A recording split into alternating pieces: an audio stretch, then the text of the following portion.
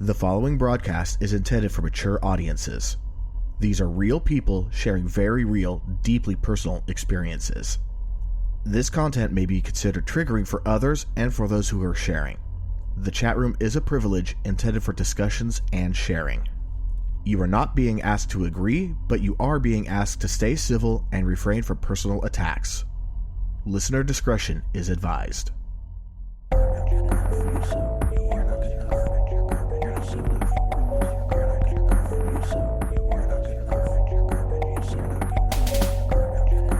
Welcome back to Am I Mental, your live weekly mental health podcast where real people share real stories about living lives with mental health and things that impact your mental health.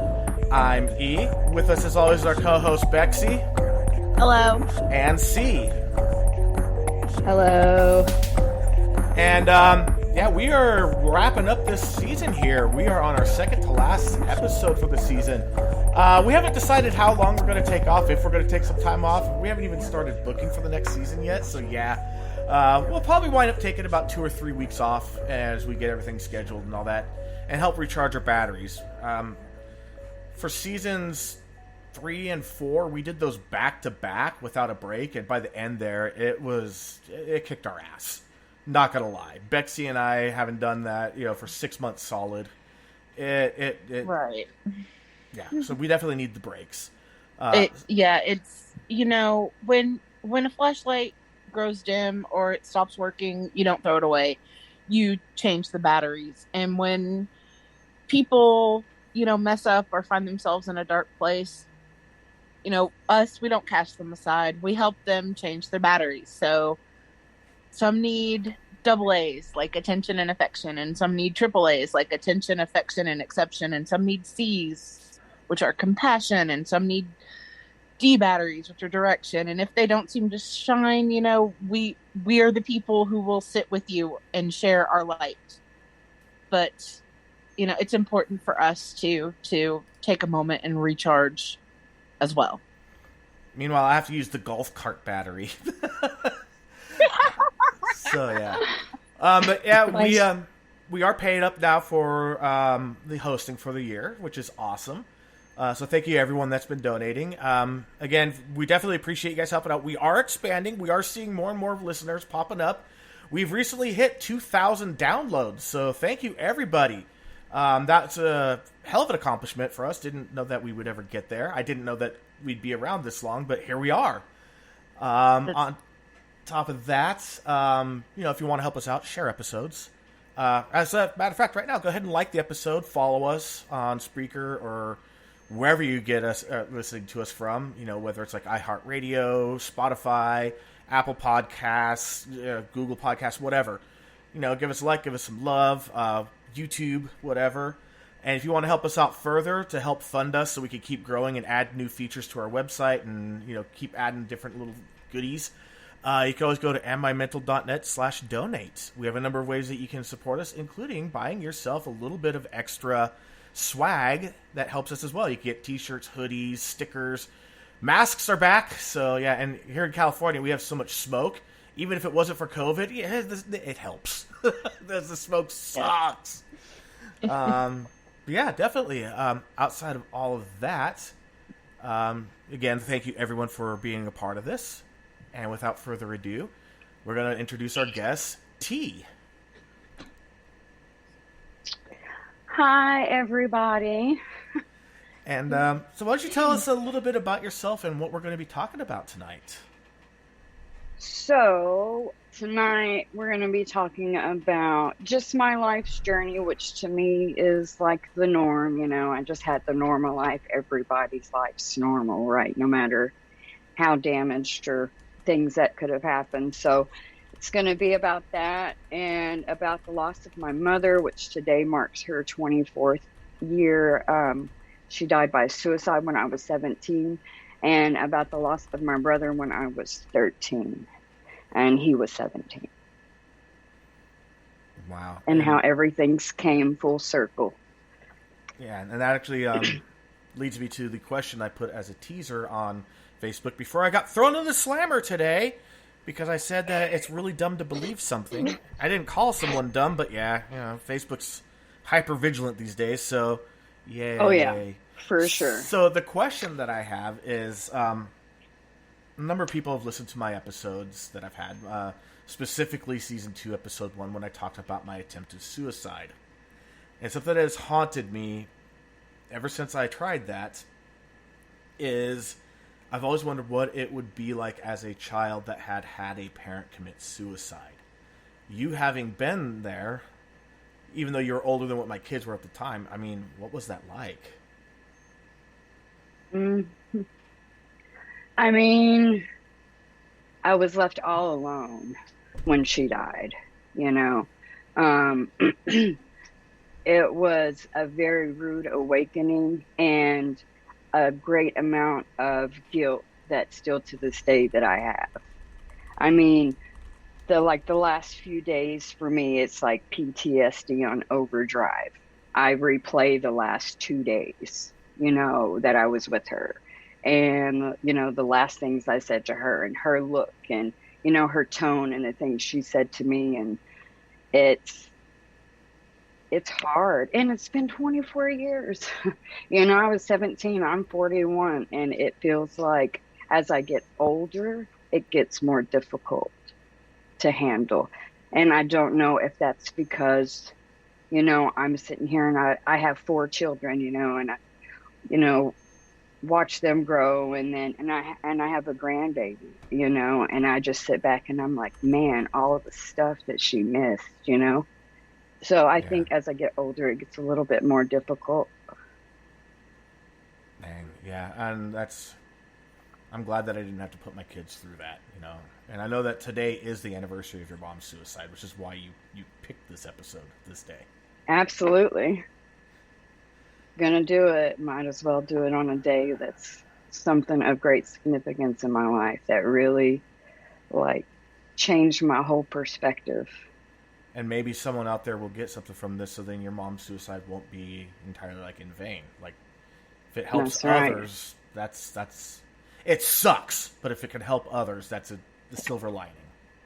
Exactly. And my thing is, one of my things, I started saying this when I was probably about 19, 20. I was like, man, sometimes, you know, life, it throws you things that you don't know why, you know, and it may be something really bad, you know, no matter how horrific it is, there's a reason. And you can always, something good is going to come out of it, even if it's saving somebody else talking about it because you had to experience it for, you know, in order to prevent somebody else from going through it. If you look at it from the right perspective, there's always a silver lining. That's true. That's a really good way to put it. That's a very good way to look at it, actually. Probably the healthiest way that I could think of. I definitely say so. And God knows that I sometimes look at that silver lining and I'm like, meh, throw it aside. I want the dark. Yeah, because I mean, I've endured, you know, a lot of things, you know, so I guess because of what I've endured, I just think that, and how I turn it around and try to be stronger, I just think that's possible for anybody because I did it by myself, literally, you know, and so something good can always come out of something bad. Yeah, I mean, I know people who have committed suicide, people that were in my life that, and, you know, fairly close to, you know, closer to some than others. But, yeah, fortunately, I've never had a family member commit suicide. Knock on wood. I have a lot of family members. You never know. I almost was that family member. But damn, I mean, just trying to put myself in your position, like thinking about if my mom or my dad committed suicide or my sister, I can't. I don't know what to think. I don't know how to process that. Yeah, she did the typical where, you know, she had pushed everybody away. Everybody. I mean, at the end of the day, I knew it was going to happen at some point, you know. my stepdad. He knew it was going to happen at some point. She had just gotten to where she didn't want anybody around. You know, she had kicked me out for the umpteenth time as a juvenile, you know, and she just pushed everybody away so she could do it. Yeah. Damn. I mean, I could take it from... I got kicked out of my house, but it was only one time. And then as I was packing my stuff up, they're like, no, you can stay. I was like, think I want to? But I'll tell you. Now, the first time for me, the first time I ever got kicked out of my house was probably a year and a half after my brother died. So I was 14, just turned, 14 and a half, something like that. We lived out in Bethel. When my brother died, we lived in Del City. That's where I grew up. And it was the city. So, I go to school. There's probably 600-700 kids in my class, and my mom moved us out to Bethel, where we lived in a little Scotty. Do you know what a little Scotty trailer is? No. Does anybody know what that is? It's like a little camping trailer. And I'm trying to think of how it's shaped. It's kind of rounded here on the top. Okay. Yeah. Yeah. Are they the really tiny ones? Yeah. Yes, I know what you're talking about. That is. So, there's the Scotties and then there's Scotty Pups. Yeah. So we had moved out there, so from the city, and of course, me and my mother just we couldn't mesh. We didn't have a good relationship whatsoever, and she kicked me out when I was 14 and a half for the first time, and it was in the middle of the night. And that was scary, and that was just the first time of, I don't know, like 6-7 times. And what was always funny is she would kick me out and then she would call the police and tell them that I ran away. Oh wow. Always turn around, call the police, tell them I ran away when she's the one that had kicked me out. So I'm sorry that I really don't like disparaging the dead, but the lion, I know, the witch, and the audacity of that bitch. I'm sorry. Yes. No, and Yes. that's Exactly that. That's the type of person she was, But she wasn't like that to me until after my brother died. I mean, my brother was the buffer in the family, so the night he died, she flipped, and she was never the same. She didn't have her golden child, which is what he was to her. I mean, he's my brother and I love him, and all that, but it was the sibling thing, He was always the one that got all the good stuff and the one that could get away with murder. Wrong.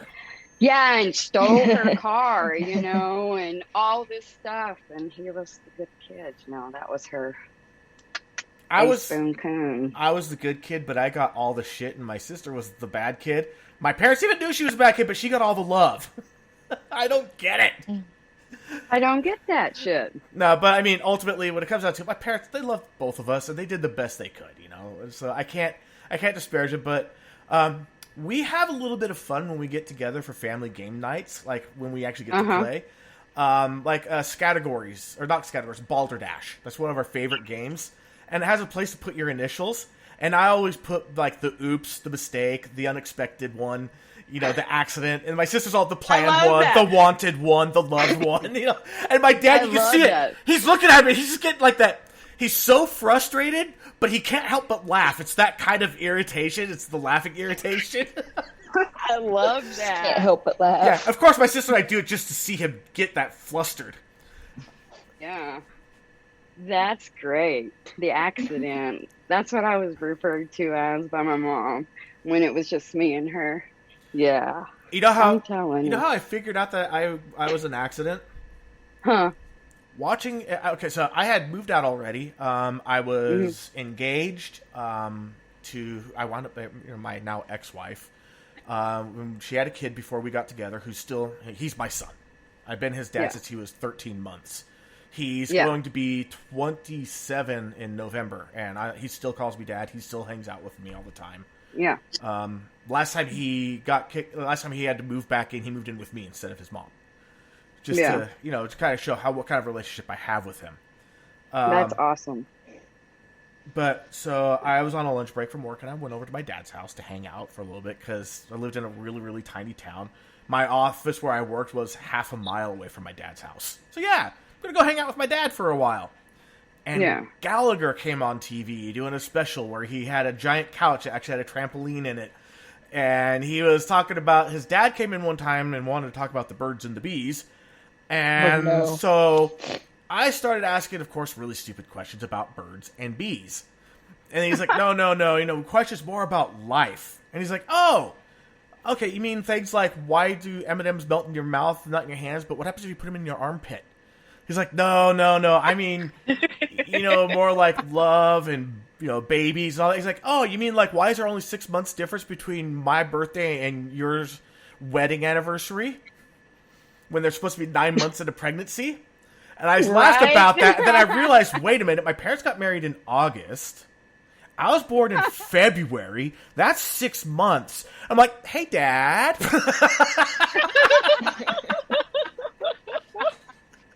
And that's where it began. If it makes you feel any better, I was a cyst. What was that? Said if it makes you feel any better, I was a cyst.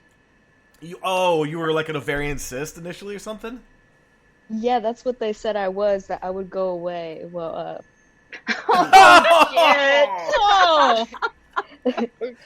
they said I would have gone away when my mom had her period.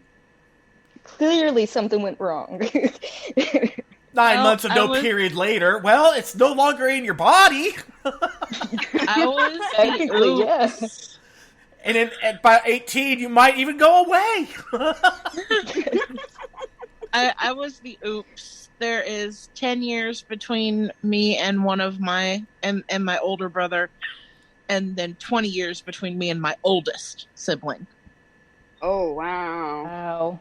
Yeah, well, my oldest, will be 27, and my youngest just turned 6.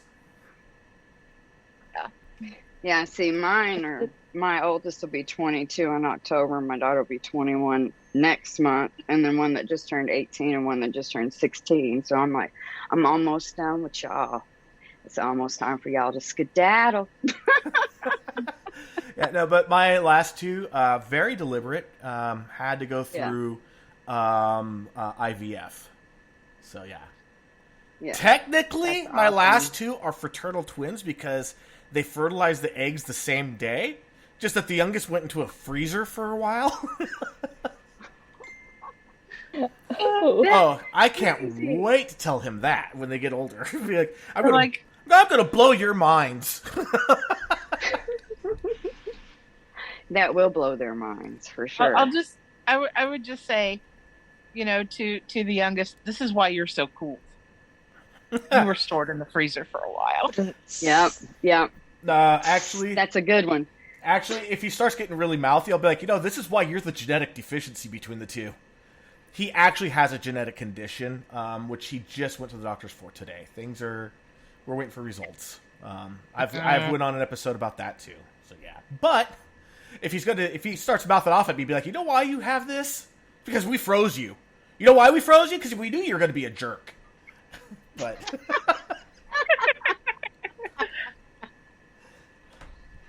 oh, that's great. Toughen him up. I bet he's a tough one. Oh my god. But adorable. Oh god, he's a shithead. Today he was chasing his older sister around with a sandal, threatening to throw it at her head. And when I told him to put them away, he told me no. And I went, you want to go on a timeout? And he growled at me and went, you're stupid. Oh, timeout. Oh my goodness. I mean, too funny. Reminds me of the kids in my house. I mean, he's not wrong. I am stupid, but that's not the point. Cat's all, oh yeah, you were the freezer baby. Yeah, see, that's what's wrong with you. You were freezer burned. There's a party that's spoiled. Oh my goodness.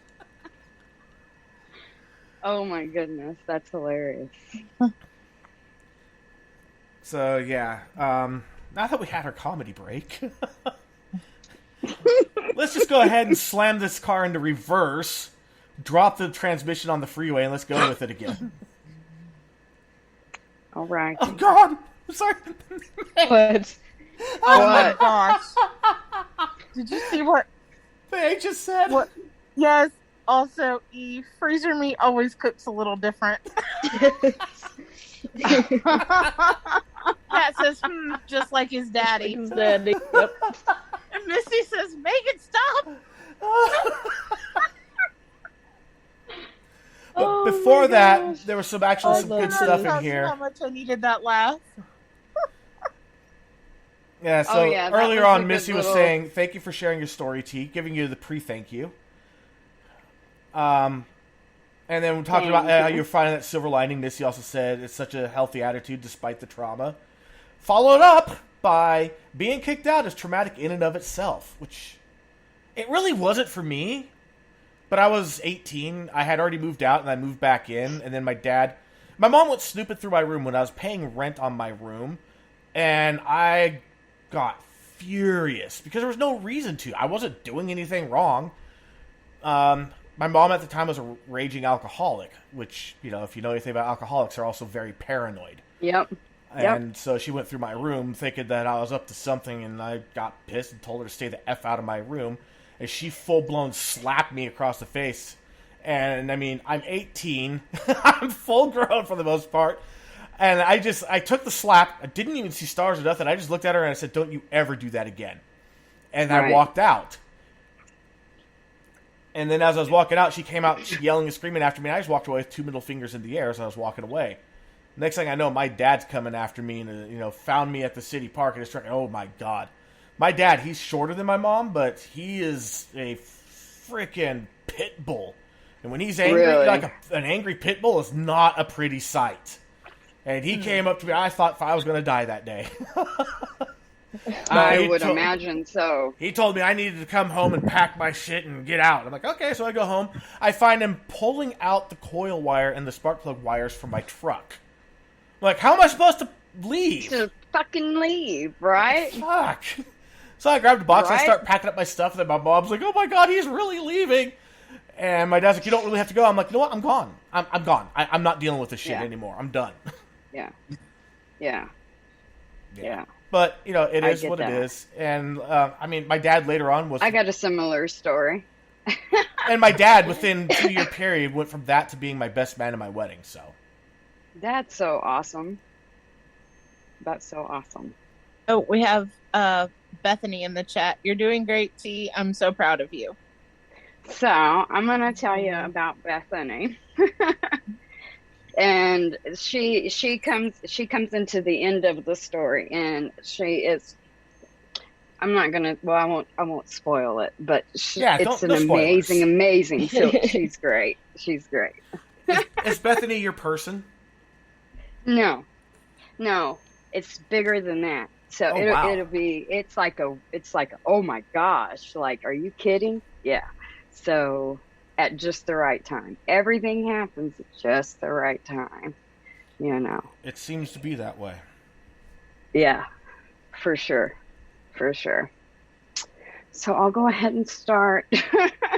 So, background, because it's all part of the overall story, right? So, when I was born, I was born in 1980. My mom, I guess, I didn't know this till I was older. She was married to somebody, and they had been married a few months, and they got divorced. She left while she was pregnant with me, and then she was with somebody else, and then somebody else. So when I was born, she didn't put anybody's name on the birth certificate. So it was like from the jump, And then when I was born, funny story, I really came in this world ass first. You know what Frank Breech is? Yep. I was Frank Breech. My toes were on my forehead. My ass was the first thing that came out. They told, and right. So, I came into the world backwards already. I'm just like, boy, that's just the story of my life. That's a great one, right? You came out as nothing but an ass to start with, so yeah, Exactly. That's why I'm T. It's prophetic. It is, right? Hey, I came into this world trying to take my mom and myself out with her, or with me, so yeah. No shit. Placenta previa, 77.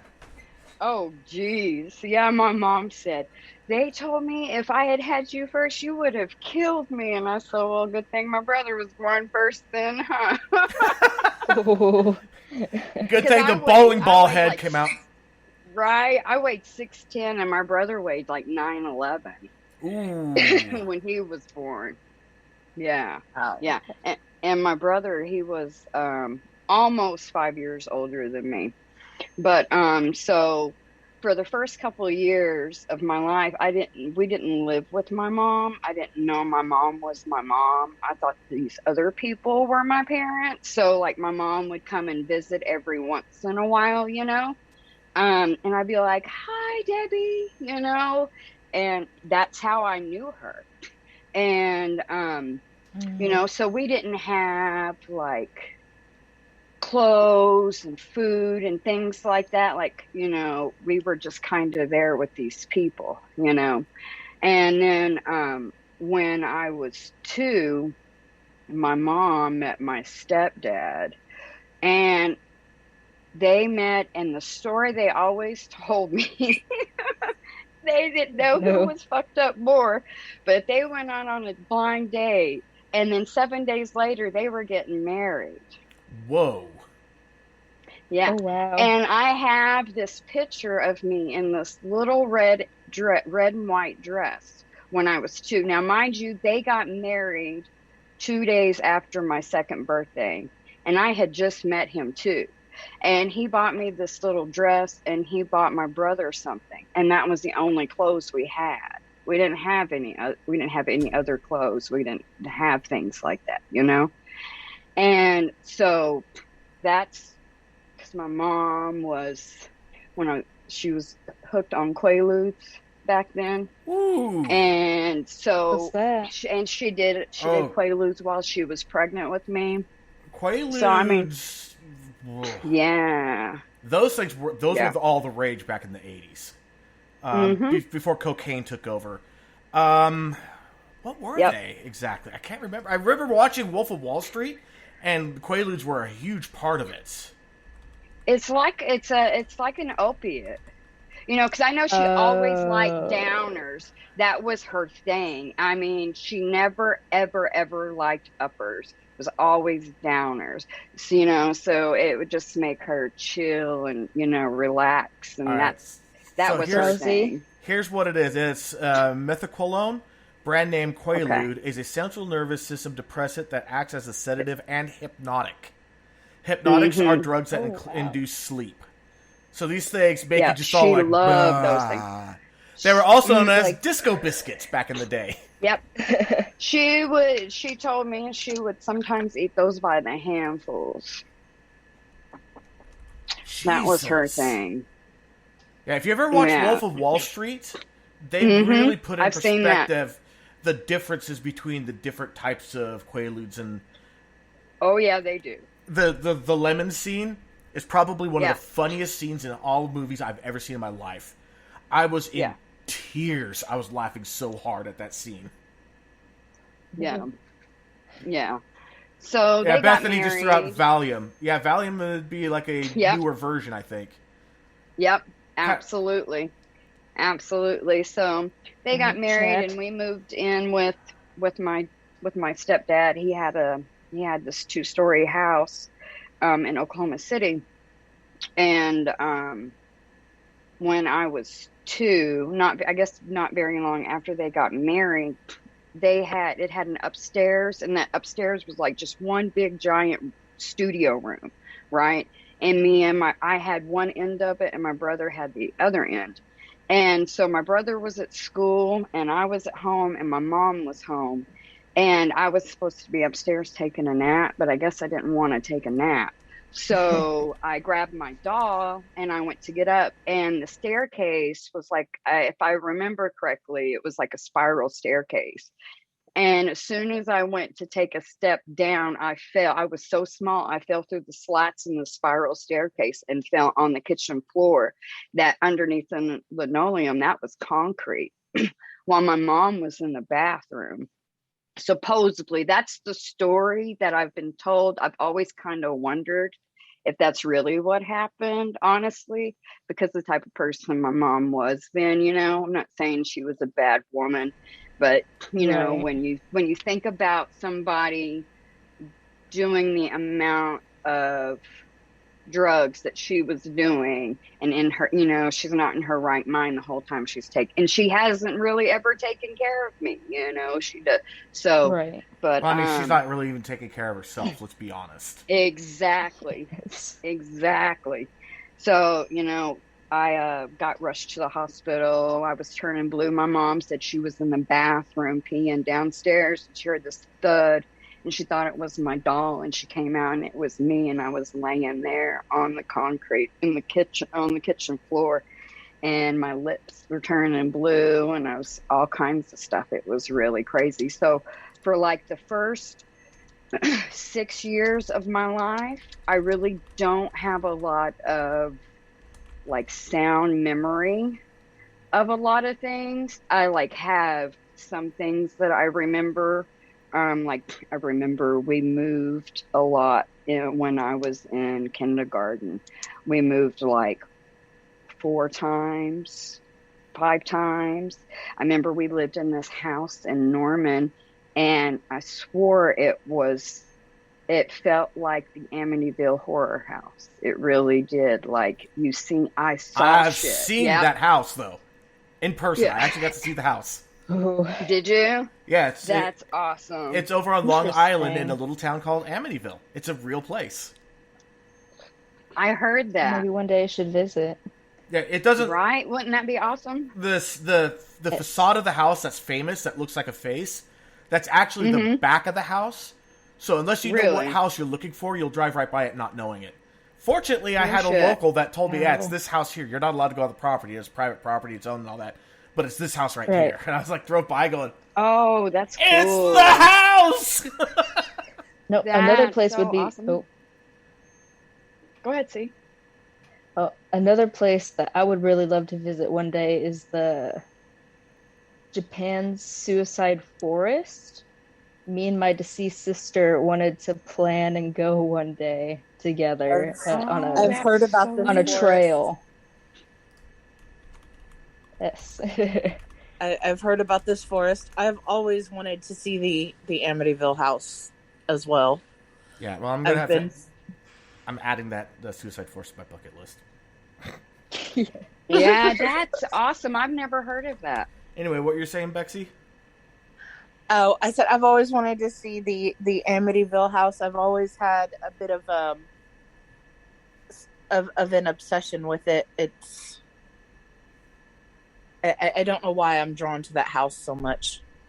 Yeah. Of course, I want to still go see both Hearst castles. I actually knew someone that worked at the smaller one that's up in the McLeod area of Northern California, which most people don't even know exists. Yeah, the Hearsts had 2 castles. Everybody knows the big one that's in like the Southern California area, like Central Southern, but almost nobody knows about the one way Northern California. And I also want to go see the Winchester Mystery House, which I am still pissed that they didn't do an episode of Supernatural on the Winchester Mystery House. I went there. Oh my gosh. What'd you think? See? It was really interesting.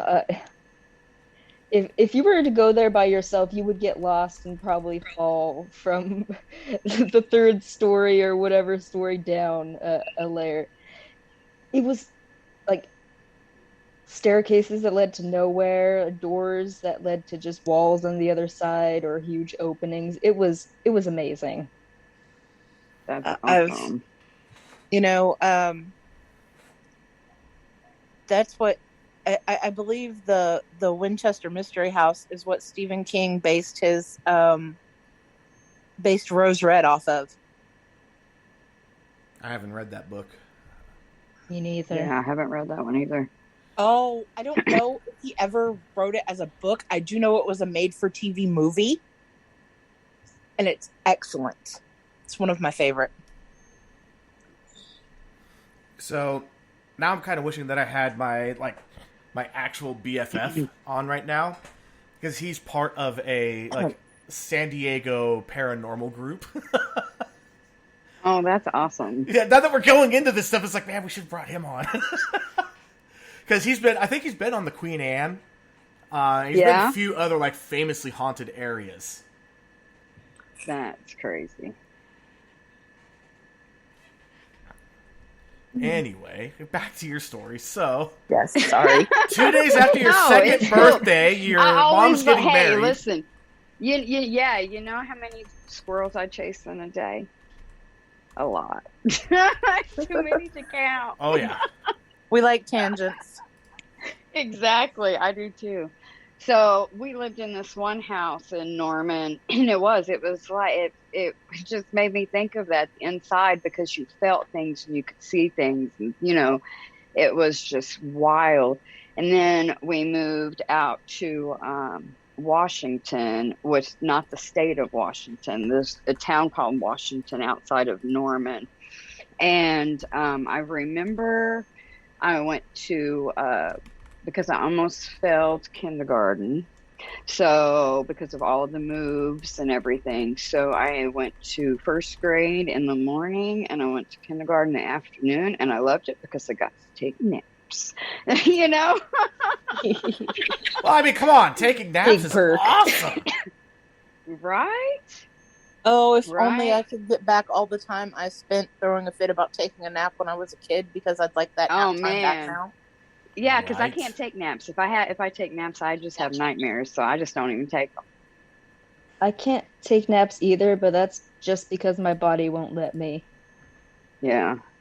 If I could sleep, if I could sleep 20 hours a day, I would. There's so I have a lot to do with a cat. My daughter's like a cat. She could literally sleep 20 hours out of the day, get up, for a little bit, eat, go bathroom, maybe smoke a little, and then take her ass and go right back to sleep. And I'm like, how the hell do you do that? How can you do that? She's always been like that. Not gonna lie, when I get sick, I love it because I get to sleep forever. I can't even sleep when I'm sick. Like if Me neither. Like the wife will be like, okay, I got the kids, you go take care of yourself. I slip out to my office and sleep on the hide-a-bed. I'm like, yeah, I'm away from the house. You guys can make all the noise you want. I am out, and I get my AC going to the temperature I like. Yeah. But so after we lived out there, my mom decided, because she was so the house always had to be perfect. Like if something was moved like even a millimeter, she knew it, And so this house that we lived in out there, it was in the country, and there was mice, and we had cats, and she's just like, I can't do it anymore. So we ended up moving to Del City, where we stayed from the time I was in first grade until after my brother passed away in 93. And that is where I have probably all the best memories. Growing up, I didn't realize that my life was fake, until I got older and learned a lot of things, that I was being kept in like this glass bubble, I never even saw my mom and my stepdad. I don't ever remember seeing them fight ever. And so when they ended up getting a divorce when I was 17, I was like, this is weird. Like what, So, but aren't you guys the perfect couple? The fuck? Yeah, and I'm like, and little did I know the reason they didn't fight is because of my brother. My brother took that on himself. When my mom would start acting crazy, he would go, Dad, let me go and talk to Mom. I'll get her squared away. She'll be all right, and that's what he did. So he was, when I said at the beginning, he was the buffer. He was the buffer. He was the peacekeeper. He was, because, like, I remember, I can't count how many times when my mom would get mad at me and she would start to yell at me, and my brother would come into the living room from his room or wherever he was, and he'd hear it, and he'd be like, Mom, Leave Charlie alone, because that was his nickname for me. Leave Charlie alone. Let me talk to her.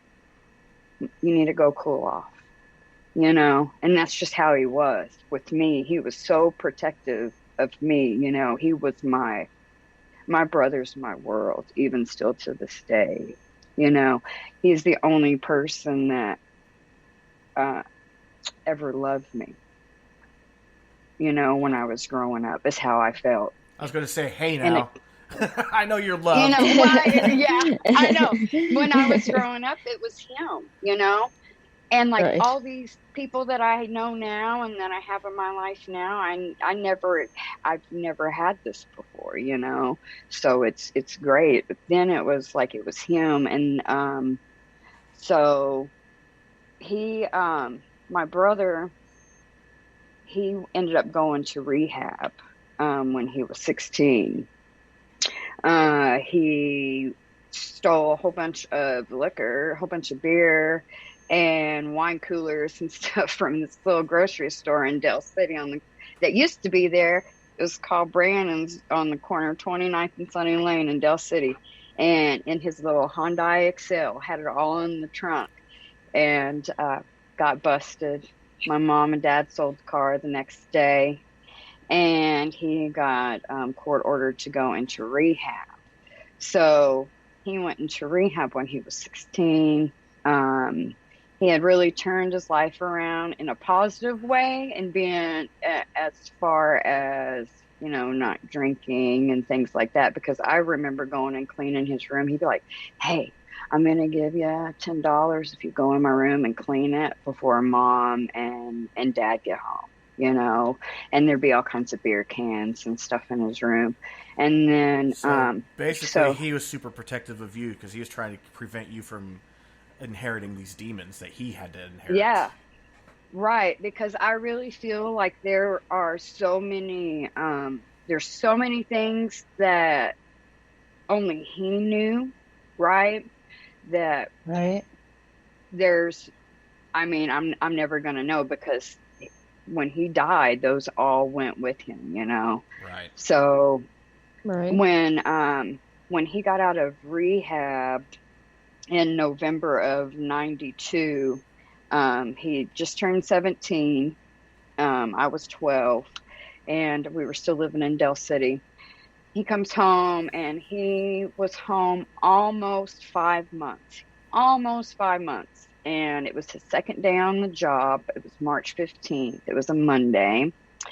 For some odd reason that morning, he decided he was going to take me to school, which was something that he just never did. You know, I always rode the bus, and we never were up together because we were always arguing over the bathroom, because he was the pretty boy that, you know, had to have his hair just right and this and that, you know. And so my mom always stayed in her room, but I was like, okay, you know, I'll let you take me to school.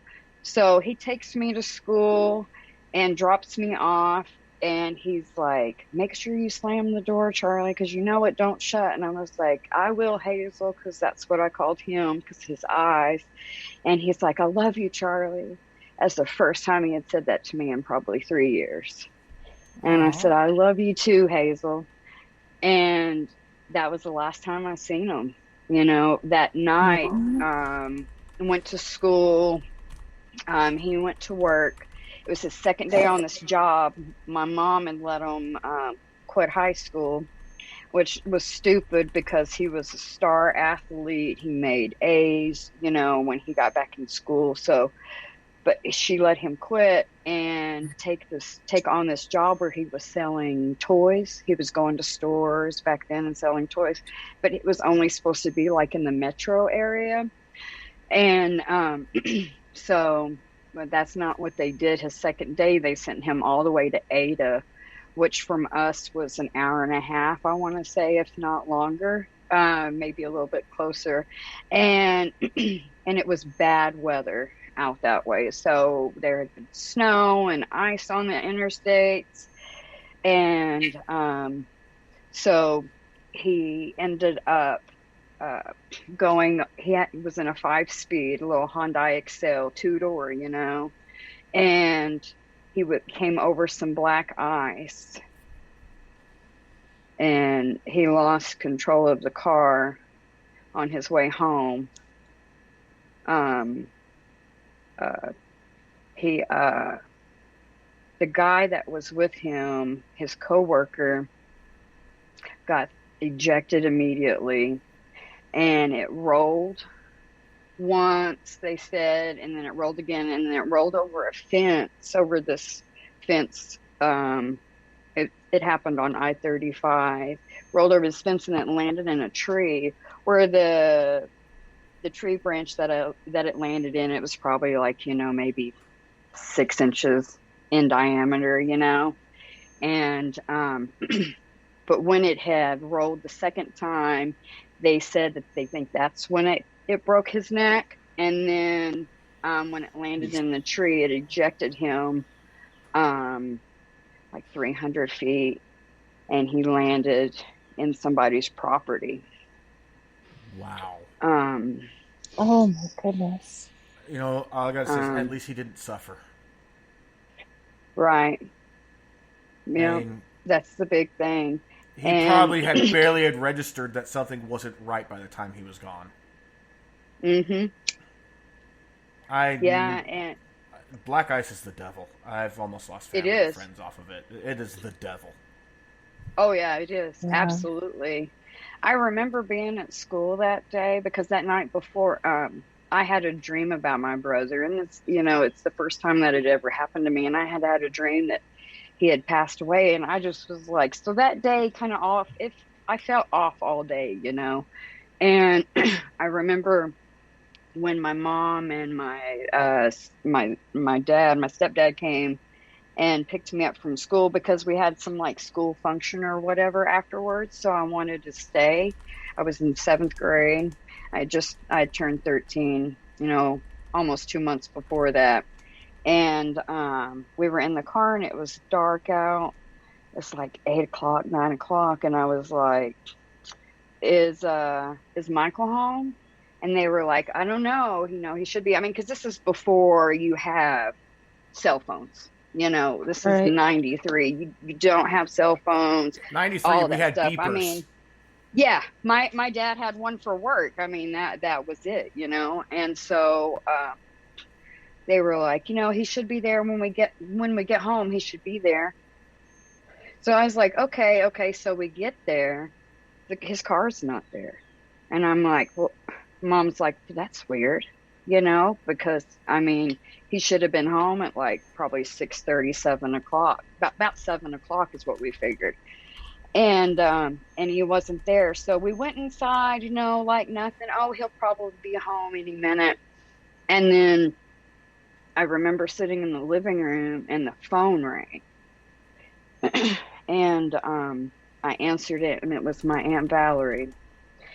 And she is one of my mother's older sisters. She's passed away too, but she was on the phone, and I said, hello. And she goes, I need to talk to your mom right now.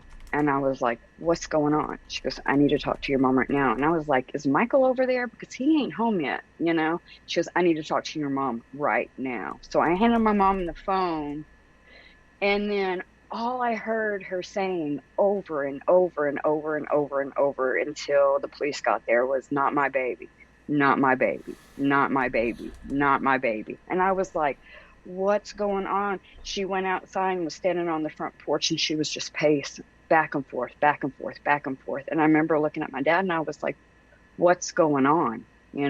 What's going on? And he's like, I don't know. So we go outside with my mom, and then we see cop cars coming down the road, and they turned right instead of turning left. I mean, I can remember. I mean, I remember what I was wearing, what the temperature was. I still feel all of it, And so we were standing outside, and my mom got in the row, and she was like, hey, down here, because it's nighttime too, right? And the cops come, and my mom goes, it's okay. He's in the back seat of the car. He's in the back of the cop car. He's in the back seat, he's fine. He's fine. So they get out of the car, and they walk up to my mom, and my mom's like, why aren't you opening up the back door? And It's okay. We're here. Take your time. Take your time.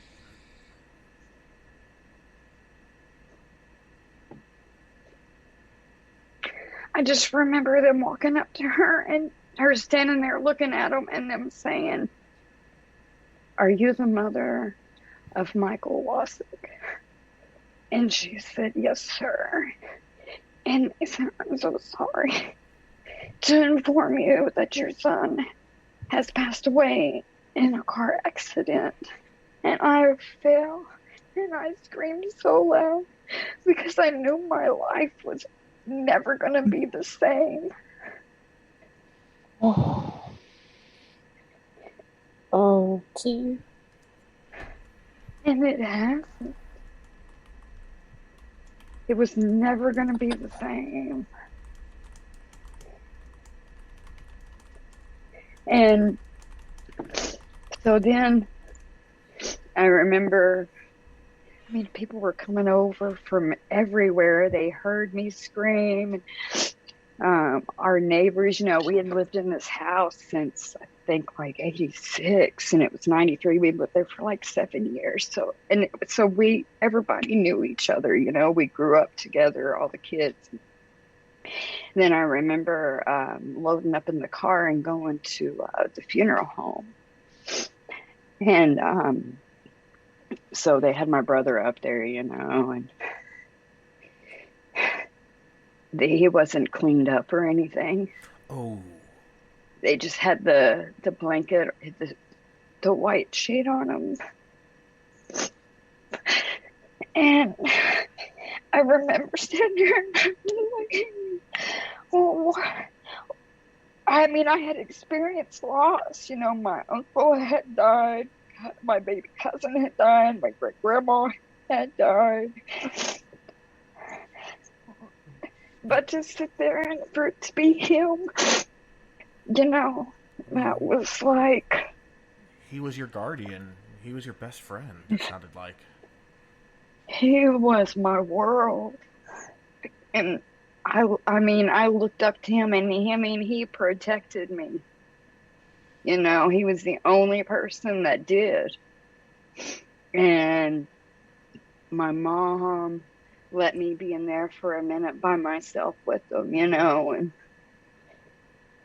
I remember just like looking at him, and his neck was broke, so it's swollen. And then me and my morbid self, I raised up the sheet because I'm like, I want to see his legs. My brother had, everybody always commented on his legs. His calves look like Popeyes, and I just wanted to see every part of my brother that I could see. And his leg, I seen that his leg was broke. And, I remember just standing there like, I can't believe, and I just remember saying, Mike, what the fuck am I supposed to do now? What am I supposed to do now? I have no idea what I'm going to do with my life. Now that you're not here, I'm not ever going to be an aunt. I'm not going to see your children. I'm not going to see you get married. You're not going to get to see me get married, And I was like sitting there thinking, I know my mom's not going to make it from this. From that moment, I knew there wasn't going to be any coming back because I knew how important of a person he was to her, And then, so we went home, and that night I told my mom, I said, I want to sleep in Mike's room. And so the night before, I usually have this prayer bear that I slept with that my mom had gotten me. And the night before, it wasn't in my room. So when I went and slept in my brother's room, it was in there. He had slept with it the night before. And so I laid in his bed, smelling all his smell, and I had that prayer bear, and I fell asleep. And I had a dream. It was like the best dream ever. I remember we had went to the funeral home, we seen him laying there, and we're all at the house. We're all back at the house at this point in the dream. And then next thing you know, we're all standing there congregating, talking. And here he comes walking through the door. And he's like, what are y'all doing? What's up? Like, why are y'all crying? What's wrong with y'all? I'm here. I ain't left, you know? And I didn't say his name for probably a year and a half after that. Wow. You know? Because, and then my mom would get mad because she would want to talk about him, you know? And she would want to just like talk about him all the time. And it would drive me crazy because I didn't want to talk about him because I just pictured he was on vacation somewhere and he was going to come back home and he wasn't really dead, you know? Denial. It wasn't real. Yep. Yeah. And our chat absolutely blew up. A lot of people were bawling their eyes out over this. A lot of people. And have you ever seen Cloudy with a Chance of Meatballs? Yes. You know when that officer looks at the tear and says, "Get back in there, tear," and sucks the tear back into his eyeball? That's basically me right now, trying not to cry over this.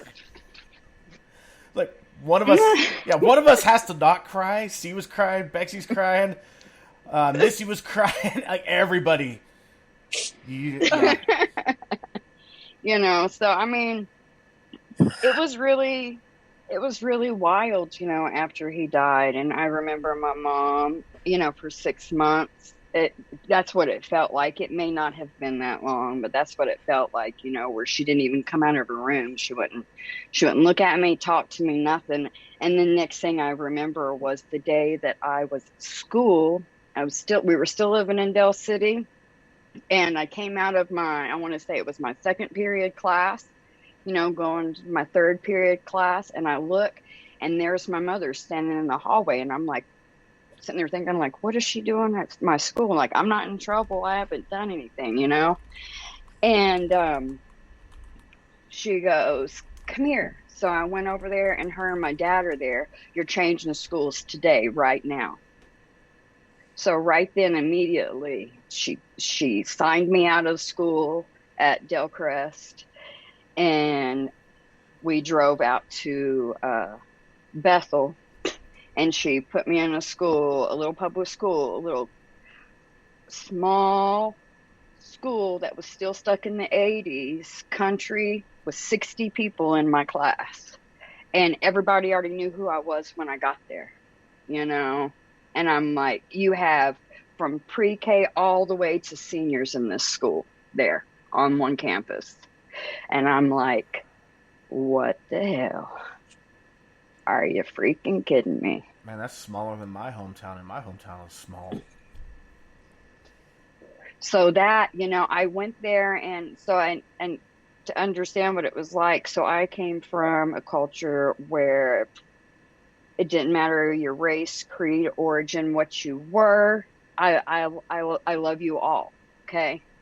To a place where there's nobody other than than white people. That's it. You know, and I listen to different music than they listen to. I dress different than they dress because I'm from the city. So I dress in a different style. I don't dress with my bangs still, you know, sky high, you know, from the 80s with my collar flipped up. So I got called all kinds of names when I started there. And I'm so I'm 5'2". I'm little, okay, but I'm scrappy. At least I was back then. You know, it's 5'2", full of freaking anger, and I probably weighed about 85, 90 pounds, you know, at 13, 14. And I mean, after I moved there, just fight after fight after fight, because somebody always had to say something. Call me the in lover, call me this, call me that. And I'm like, you know, excuse you, who the hell do you think you are? You know, you know. Like, look how small this town is. You have the variety of a twig for genetics. Exactly. Exactly. So, you know, she moved me from my comfort in the middle of the day, you know, out to this place. Of course, I'm gonna start fucking acting out. I'm going to start doing all kinds of crazy stuff. I'm going to start fighting with people. I'm going to start getting in trouble in school, you know. So, like, you know, when I was 14, she kicked me out. When I was 15, she had kicked me out. And then next thing you know, I get picked up, and then she takes me to Hillcrest Mental Hospital, where I was at when I was 15. I stayed there for 10 days, because she had seen me before outside. I used to break plates and stuff like that since we were in the country when I'd get angry. So I'd break them, and then I'd just start. I wasn't like trying to kill myself. I was a cutter, you know? And so she sent me there. And then after she got me out of there, she took me to my aunt and uncle's in Kearney, where I was there for a few days, and then took me to a group home all the way in Arcadia, Louisiana. Okay. Boys and girls group home, where we had 20 feet tall chain link fence with barbed wire around it.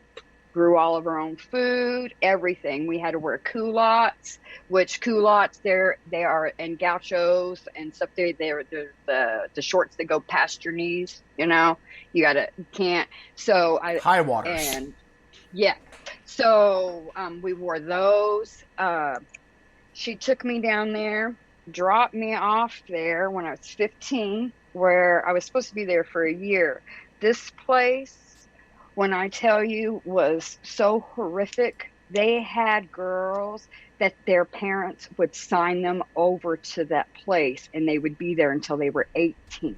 There were girls from Cambodia that was just like coming through there like crazy. And then at night, you could hear Mr. Ford and Miss Ford downstairs, and the girls. I'd be in the very back of the building, and you'd hear girls down there screaming because they're down there doing all kinds of crazy stuff to these girls, and that's where she sent me, because that was so much better, so much better than where I was at home. Right. Yeah. And when you were comfortable, you were in school, right. You at least had some semblance of a normal life after losing the biggest part of your life. Exactly. And then so while I'm there, I'm so brainwashed. Like, all my mail the only mail I was allowed was from my mom and dad, my grandma and my grandpa. And I was allowed to have one piece of mail from them a week. I was allowed to talk to them once a month for 10 minutes, and our calls were monitored. Our mail incoming and outgoing was monitored. We could get monthly like care packages, right, where our parents could send us like hygiene stuff and snacks and all that. So when we would get those, I remember that was the only time that all of us girls felt like girls again, like just little girls, because we would be downstairs, and there was this we had an indoor pool there that we never got to use. We weren't allowed to be in it because you had to be covered. You couldn't, you had to be covered. So we would sit down there, and we'd all in our little groups and talk and eat our snacks, and that was the greatest times. But then when we weren't doing that, we were either cleaning, cooking, serving all the men, all the boys there. And while you serve them, and while they're sitting in that cafeteria, if you look up and you just even catch a glimpse, you get swats. And when I say swats, I mean swats that your ass is so black that you can't even sit, because I've had it happen to me, and by them. And so then everything that they gave you and served you on your plate, you had to eat. It was like, a dictatorship being there. You were under everything that they said. If you didn't eat everything on your plate, no matter what it was, you got swats. I remember eating pork and all kinds of stuff out of the can that was never even heated up. You had to eat it. It looked like freaking dog food, but I'd rather eat it than get my ass beat. I'm so pissed right now. I know this is like something that's in the past, and I hope to God we don't have anything like that left in the United States. I hope to God we don't. We have. There's a group. There's a group that I'm a part of all of us girls from over the decades that have been there, and we all share the same stories. Well, some of them are more horrific than others, but when I got my ass beat, I guess my mom thought that was time to come fucking get me, and I didn't even want her to come get me. So they came and woke me up at like 5 o'clock in the morning. I'm in my bed. I'm in the top bunk. I'm sleeping. Come in. These girls come in with flashlights. Come on, you got to get up. You're leaving. I'm like, what? What are you? I'm leaving. I'm supposed to be here for like 9 more months. What do you mean I'm leaving? I don't want to go. And then I get down and they put me in this little room. It's the size of a jail cell. And there's boxes everywhere. There's one chair for me to sit in. And I stay there from the time that they wake me up until my mom and my dad get there at like 6 o'clock that night. They came in and gave me food twice the whole day. They would come and knock if I, and check if I needed to go to the bathroom, then that's when I could go. But nobody could see me. And they told me, they were like, your mom's coming to get you. And I was like, I don't want to go back. I'm going to burn in hell if I go back. Because I was so freaking brainwashed. I was like, they're evil. They're this, they're that. I cannot live in their home. And I remember them getting there. And when I walked out of that room, the path that we took, it was past the gymnasium. And all them girls were in there and they were just looking at me. And I'm like going, I didn't want to leave, and I'm like telling my mom, like, I don't want to leave. I want to stay here. I don't want to go with y'all, Even though you're being abused to the nth degree. Mm-hmm. Because to me, I'm not seeing that because I'm so brainwashed. I'm so pliable because even just the damage that it had happened at that point, And so my mom, we leave. My mom ends up in the back seat, and one of her friends, her name was Rhonda. She was there, and as we're coming back, my mom proceeds to try to kill herself in the back seat while I'm sitting right there by, trying to open up the door. Let's fly out. Take these bags and trying to strangle herself with them. And I'm like going, this is this is why I don't want to be here. This is why I don't want to come home to this. And then we get home at 2 o'clock in the morning, and she kicks me out. What the fuck? What? Kicks me out. Kicks me out At 2 o'clock in the morning. And picks you up to kick you out after trying to kill herself. Me out because she couldn't get me into the rehab my brother was in. But I didn't need to go to the rehab he was in. I didn't have an alcohol problem. I didn't have the problem that he had, But yeah, so she kicked me out. And there's some stuff in the chat. I want to get to it because there was a lot in the chat. Like one thing that popped up was, when you said that you were scrappy, Bethany flat out said scrappy is the perfect word for you. Missy was saying that people like you always amaze me. And I said, I agree, Bethany. I noticed that when we worked together, when you and I worked together, I noticed you were scrappy. So you've earned the nickname. Missy has given it to you. It is Scrappy T. So you are Scrappy T. I like it. DeVern's all Scrappy T. Pity the fool that want to fuck with her. That you are a fighter and a survivor. DeVern said, these are the people we must learn from. She never gave up, and neither can we. And then you started talking about how abusive that group home was and like the setup. And we got, oh my goodness, T from Missy. May, oh my god. Followed by, no, the DeVern. That is scary. This is why no one likes homes for old people or those group homes for kids. This is horrible. Then Missy, so much abuse. May, I'm so sorry, T. I can't even imagine. DeVern, this is disturbing. This is so much abuse. Missy, me too. I could see it all in my mind's eye, and I was like, my blood is boiling. I don't know if you saw the look on my face, but it was just... Yeah. The rage was building. And then DeVern, in shock, not even heated up the canned pork. Missy, I'm sorry and so fucking angry. The system has been overhauled a lot, but there are still things being uncovered. DeVern, I am officially disturbed now. Followed by, oh dear God, it's like Stockholm Syndrome. Oh my God. Oh my fucking God, T. And then after your mom kicked you out, that bitch. I'm sorry, but that's not okay. That was not okay. It's still not okay. It's not okay. Yeah. So that I happens. mean, and the right? fact that you're like a pretty normal functioning adult. I mean, seriously, after everything you went through, had you that's just... not even everything, though. That's Oh, God. That's like There's more. Oh, like there's some more. We haven't even got to when she died. Oh, May just said something very profound. yeah, she did. Go for When it, one Pixie. when one suffers, we all suffer. Advocacy from empathy is so important. And Missy chimed in with "That's how it should be, May." Yeah. Yep, and May did it again. You were a child. Yeah. Yeah. And then, oh no, Yeah. because there's a delay between what we say and when they hear it, and then, of course, it's the typing delay. So I think Missy was responding to the, and there's more, oh no, ... Yep, probably. Probably. So she kicks me out, right? Cool, man. Yeah. I mean, me and my mom, we fought all the time. But so she kicks me out.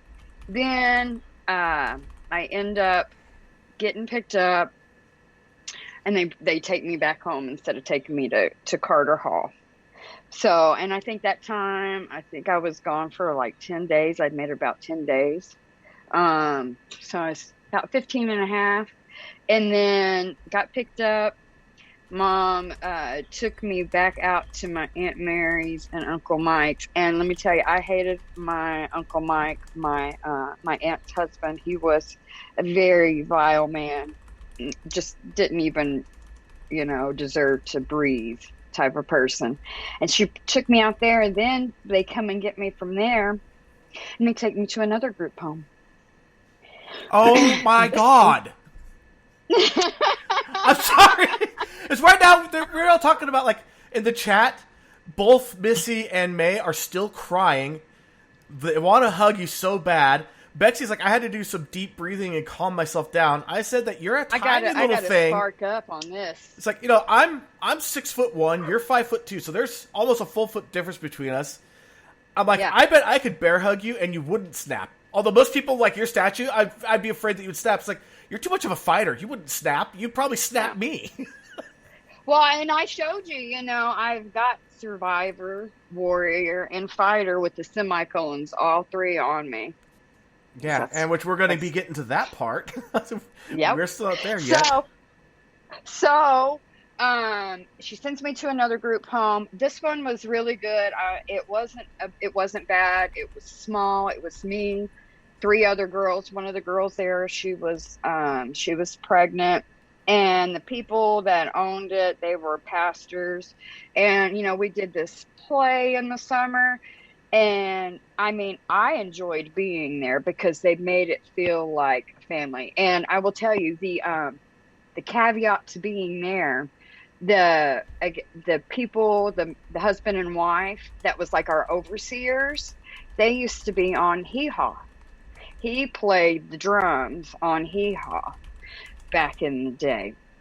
And but so I went home for the first time for July 4th. I'd been there for probably about a month. I think I'd been there my 30 days. So they let me go home on a holiday pass, right, for the 4th. So I go home, and I shit you not, I was there not even a full day. That night, my mom has my dad take me to the bus station in Oklahoma City and sends me back. Sends me right back. I was supposed to be there for 2 or 3 days with my mom, spend time with her, all of that stuff. And she's like, nope, I can't have you here. I don't want you here. I'm sending you back. In the middle of all the 4th of July festivities at my grandparents' house that we were having. God damn So, it. yeah. So even though those people were really awesome there, I was so upset with my mother and what she had did. So I'll just say I concocted a little plan that I was successful at, and me and 2 other girls, we ended up going from the group home in the middle of the night. And we made it all the way to Tyler, Texas, where we were gone for about 10 days until the police finally caught up with us and my mom caught up with us. So we had, we'd taken their van and went all the way and where the group home was, it's up in northern Oklahoma, kind of up by Kansas. So we drove all the way from there. All three of us was 15.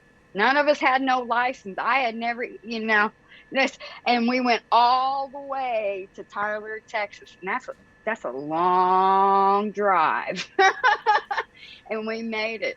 Yeah, we made about 10 days. And then we were coming up, we were going back to this hotel to pick up our bathing suits. And I remember looking and I seen all these cop lights and stuff. And then I seen my mother. Gig is up. And the person that was, yep. And I said, the person that was driving, I said, if you don't fucking step on that gas, that is my mama over there. And they were like, see all them cops? I said, do you see my mother? You're like, there. Fuck the cops, man. That's my mom. That's my mom. So, and well, now that we know a little bit more about your mom, I can fully understand why you're like, cops, nothing. My mother, one time somebody had called my brother a son of a bitch. And this was in like 83, 84. There was this woman that lived across the street. Now, my mom was 5'4". She never weighed anything more than 110 pounds, typically, okay? She looks just like me, just a couple inches taller. She went, when my brother came to the house and told her what happened, we had a Doberman. She went and got our Doberman's chain and went over there and choked the shit out of that woman. And that woman was 4 times her size. Jesus! So that's the type of stock I come from. My mom was scrappy. Scrappy? She was Man, that big, was she was big time. Scrap, that was psycho. Let's be honest. Yeah. By the way, we have a Dana Pittman that's saying hi. Hi. She's from here in Stillwater. She said, I will always be here for you, T. Thank you for sharing your journey. Super proud of how far you've come. Survivor, warrior, fighter. Thank you. And then Bethany, that dog is coming for all these a-holes. And then Missy, too, is like, oh, hell no, son of a bitch? I mean, I was called a son of a bitch. I went, yeah, my mom's a bitch, yeah. So. Yeah. So she's still better than your mom. Yeah. So we got picked up, and I remember, sitting there, and my mom, like, when I got out of the van and had to walk backwards, with my hands interlocked, I was just like, oh my gosh. And I just hear, this is what you get, you stupid little fucking bitch. This is what you get, you stupid little fucking bitch, over and over and over and over and over. And then they put me in the cop car, and then we get to the precinct there, and of course, I'm a minor, so she can sit there, right? She could be right there with me.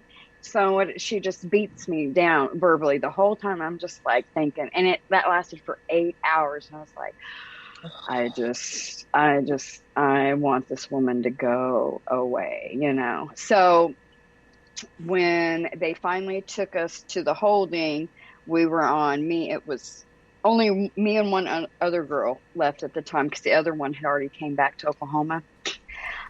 So they put us in the juvenile facility there, and we were on 23-hour lockdown. So we only got out an hour at a time. So, and it was their version of like the adult prison system, just for juveniles. So we were there until they extradited us back to Oklahoma. And then when we got off on the tarmac, the cops were there, picked us up. And then the next day they were trying to get my mom to come and get me, and she wouldn't. She's like, you can fucking sit there. You can sit there. So they took me to a youth homeless shelter in Miami, Oklahoma. And I stayed there for a few weeks until my stepdad and my grandpa just showed up one day. because my mom tried to get me to go live with my aunt, one of my aunts, but I wouldn't because her son had molested me when I was 14. So I was like, I'm not living there with her. And she was, her beliefs, she's Jehovah's Witness, whoever believes like that, that's whatever. I don't believe like you. We're not the same. I'm not going to go to the Kingdom Hall with you. I'm not going to do all those things with her. I don't want to live there. So she's like, well, then you can just sit there. So I sat there for a little while, and they came and got me. And I remember getting home, and my mom was so mad that they'd even got me. She didn't even want me there. And so I was sitting in the living room with my legs crossed, and she was just walking around me. She had been on me, just talking. And then she just started walking around me, just slapping me, just slapping me. And so I sit there and I take it for a while. And then finally I was like, fuck you. And so I got up and I defended myself. And, and people may look at that and go, oh my God, she hit her mother. Oh my gosh, you don't know. I mean, when somebody's sitting there and doing that to you over and over and over and being mentally, abusive and physically and just saying all these mean hate, after a while, man, you ain't going to take it no more. It doesn't matter who it is. A person can only withstand so much, Just like that dog that's constantly abused, eventually that's one hit too many. Yeah. Yes. That's exactly what it is. And then some guy, Austin Hyman, showed up saying, I'm so proud of you, T. You've come so far and helped so many people. I love Austin. Yes, I know Austin. Although Austin may not remember me, ADHD being the bitch that it is. But I remember Austin quite well. Yeah, I know. I love Austin. I love Austin. We actually have a comment on the Environmental Facebook page, too, from an Erin Mayfield who says, you're doing great, sissy. I love her. She's great. She spent part of the day today with me. And then Missy just said, eventually the corner dog bites back, baby. That's right. And so that was when that's when I stood in front of my mom, pointed my finger directly at her nose and said, don't you ever do that again. That was my moment. That was the first of many. I mean, there was, and to tell you, like most of the time, because of where we lived, my stepdad wasn't there. It took him so long to get home from work. I used to just go and lock myself in my bedroom, when I would get home from school, because I just didn't even want to be around her, because she'd call people and be like, you know what she just did to me? And she did. And I'm like, I'm in my fucking room. I ain't done shit to you. Now, I walked past you and didn't say anything. Oh, the humanity. Right. And to her defense, to a degree, she did suffer mental illness. She had dissociative identity disorder, and she was schizophrenic. She had that, and she was bipolar. And so there were things. However, the way that she chose to treat those things by going and getting, the same prescriptions from 4 and 5 different doctors all the time, and have taken all this, you're not going to be a nice person, and you're not going to be somebody that you even want to be around. So and add in the chemical abuse, the drug abuse. Yeah, exactly. And I mean, it explains a lot. It really does. It puts really sharply into perspective. It's not excusable, but at least it's understandable. Right.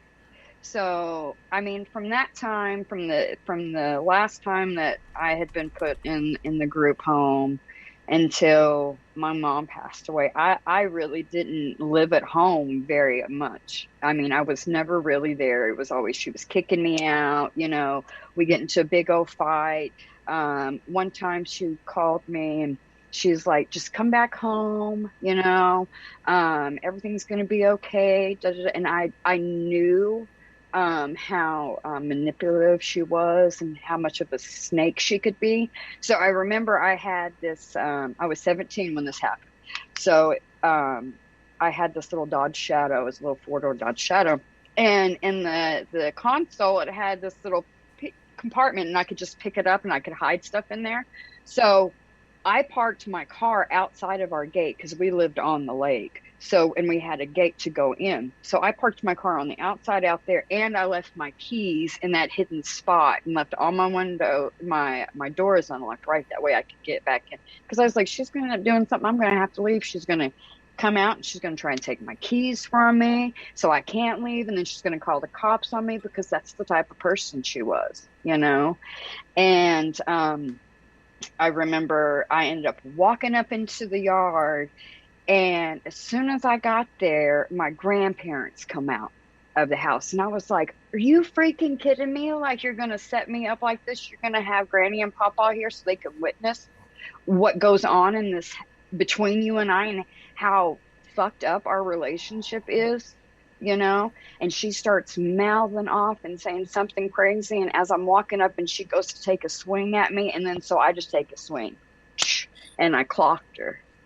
And she went bloop, and my grandparents were like, "Oh my God, I can't believe you did it, you know." And then they end up coming and getting her. Self-defense. They end up coming in because by that time, anytime she made that gesture to me, like she was going to do something, I was scared. My mama could whoop my ass. So the moment that she took that chance, and I noticed, because I knew what she was capable of doing to me. You know what I mean? So she didn't know what you were capable of doing back. And you're getting a great big good for UT for Missy with wild applause. Yeah, you know, and I remember my grandpa was like, I can't believe you would do that to her, and they were like, you're such a disappointment, you know, you're the worst, and what the oh yeah. Listen, growing up in my family, I remember one Christmas, listen, this is just one of many. One Christmas, we were down at my grandparents' house, and here I am chasing squirrels. But we were down at my grandparents' house, and so there was me and then one other girl cousin. There was another one, but she never came around, okay? So this other girl cousin, she's older than me. She's like 3-4 years older than me. She's a bitch. I don't like her. But so that year, our grandparents had gotten everybody like a piggy bank, right? So, and then plus another gift. So my cousin, she opens up hers. She gets this really cute black bear with little white in its ear, and it's ceramic, right? And then she takes the bottom, you know, and she opens it in quarters and dollar bills and 20, all that comes out, right? And then she gets this other gift. And she opens it, and it's a small little box, and it's a necklace. That's what she got that year, right? So then I go to open up mine. Okay.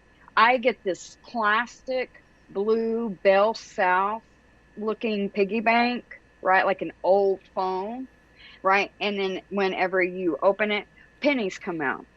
And then I open my box, which is bigger than what my cousin's was, right? And I shit you not, when I opened it, it was a pair of my granny's used Reeboks. What? That's what I got. She'd only worn them once, you know. And they were even too big for me. They were a 7.5. I only wear a 5.5, 6. Yeah, you got tiny feet. I'm sorry, but you know, I mean, so that's just how it was. Yeah, Missy said that your mom thought that she had broke you down, but she made you stronger.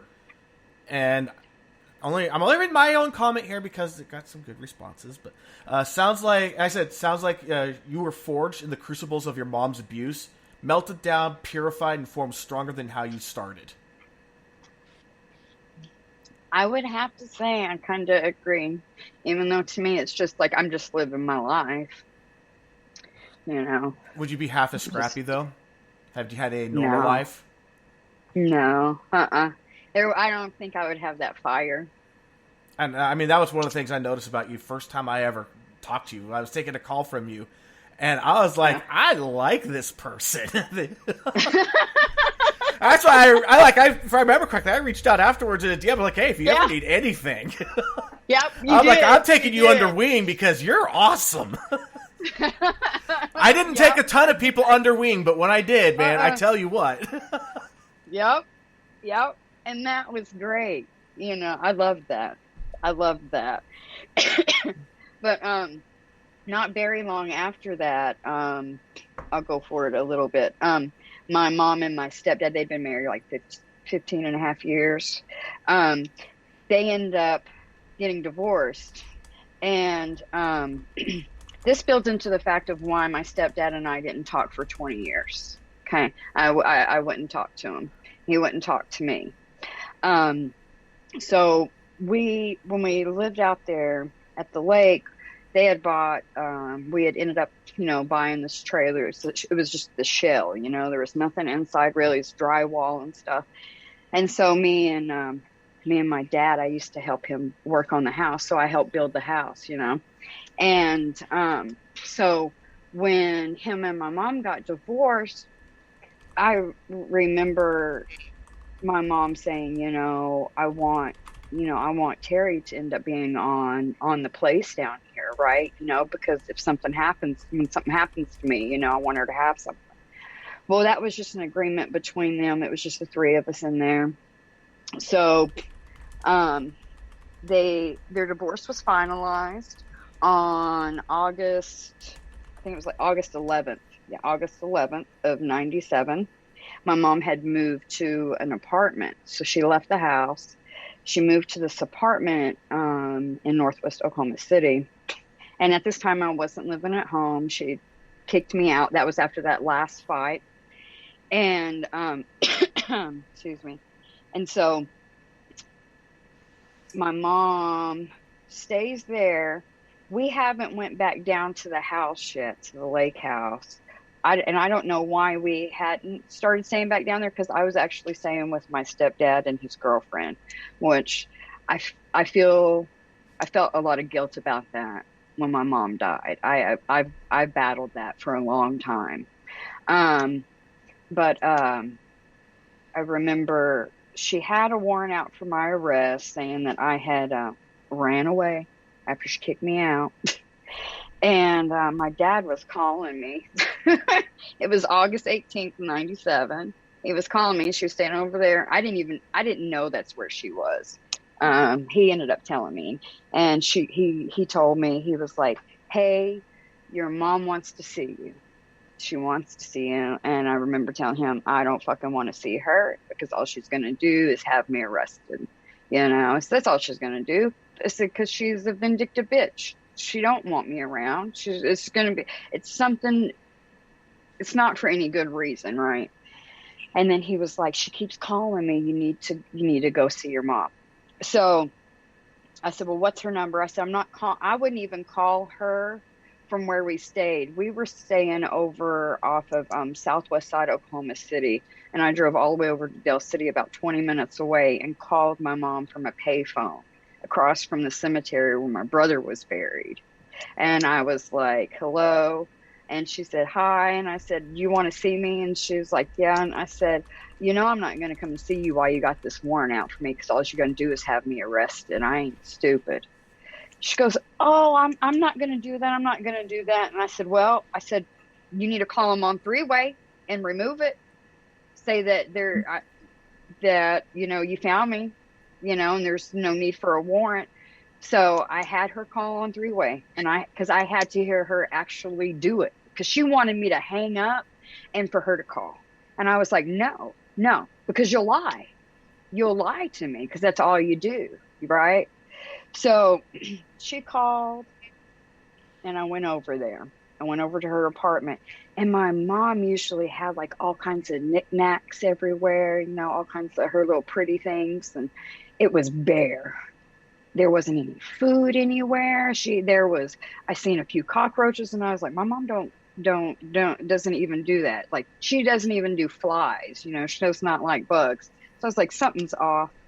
And I remember we were sitting there and we were talking, and she was really nice for the first little bit. She's like, how are you doing? I love you, blah, blah, blah, blah, blah, and it was good. And then I was like, Mom, I'm kind of getting a little bit hungry. I'm going to go around the corner. I'm going to grab something from the Sonic. I was like, do you want anything? She's like, no, I'm fine. And I was like, okay. So I go over there, and I was probably gone 10, 15 minutes. I get back. She was a totally different person. she was so mean and so vile. So we were sitting there and she was like, you know, when I die, my family's not going to allow you to have shit. They're going to take everything from you, all my stuff, your brother's stuff. They're not going to let you have anything. And all of this. And I'm like going, where the hell did this come from? You know? And then finally I was like, you know what, Mom, I think it's time for me to go. You know, I think it's time for me to go ahead and head home. I can't do this with you. I just can't do this with you. And she was like, well, okay.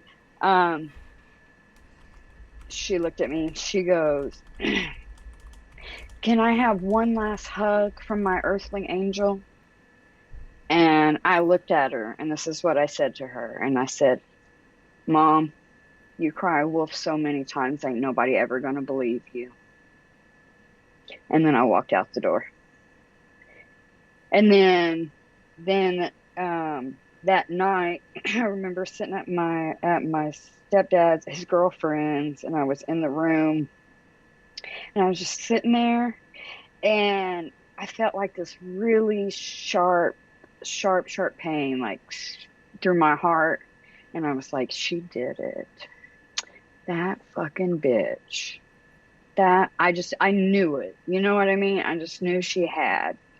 But then I tried to be like, you know, I drank a couple screwdrivers, and I'm only 17. I drank a couple screwdrivers so I could go to sleep, you know.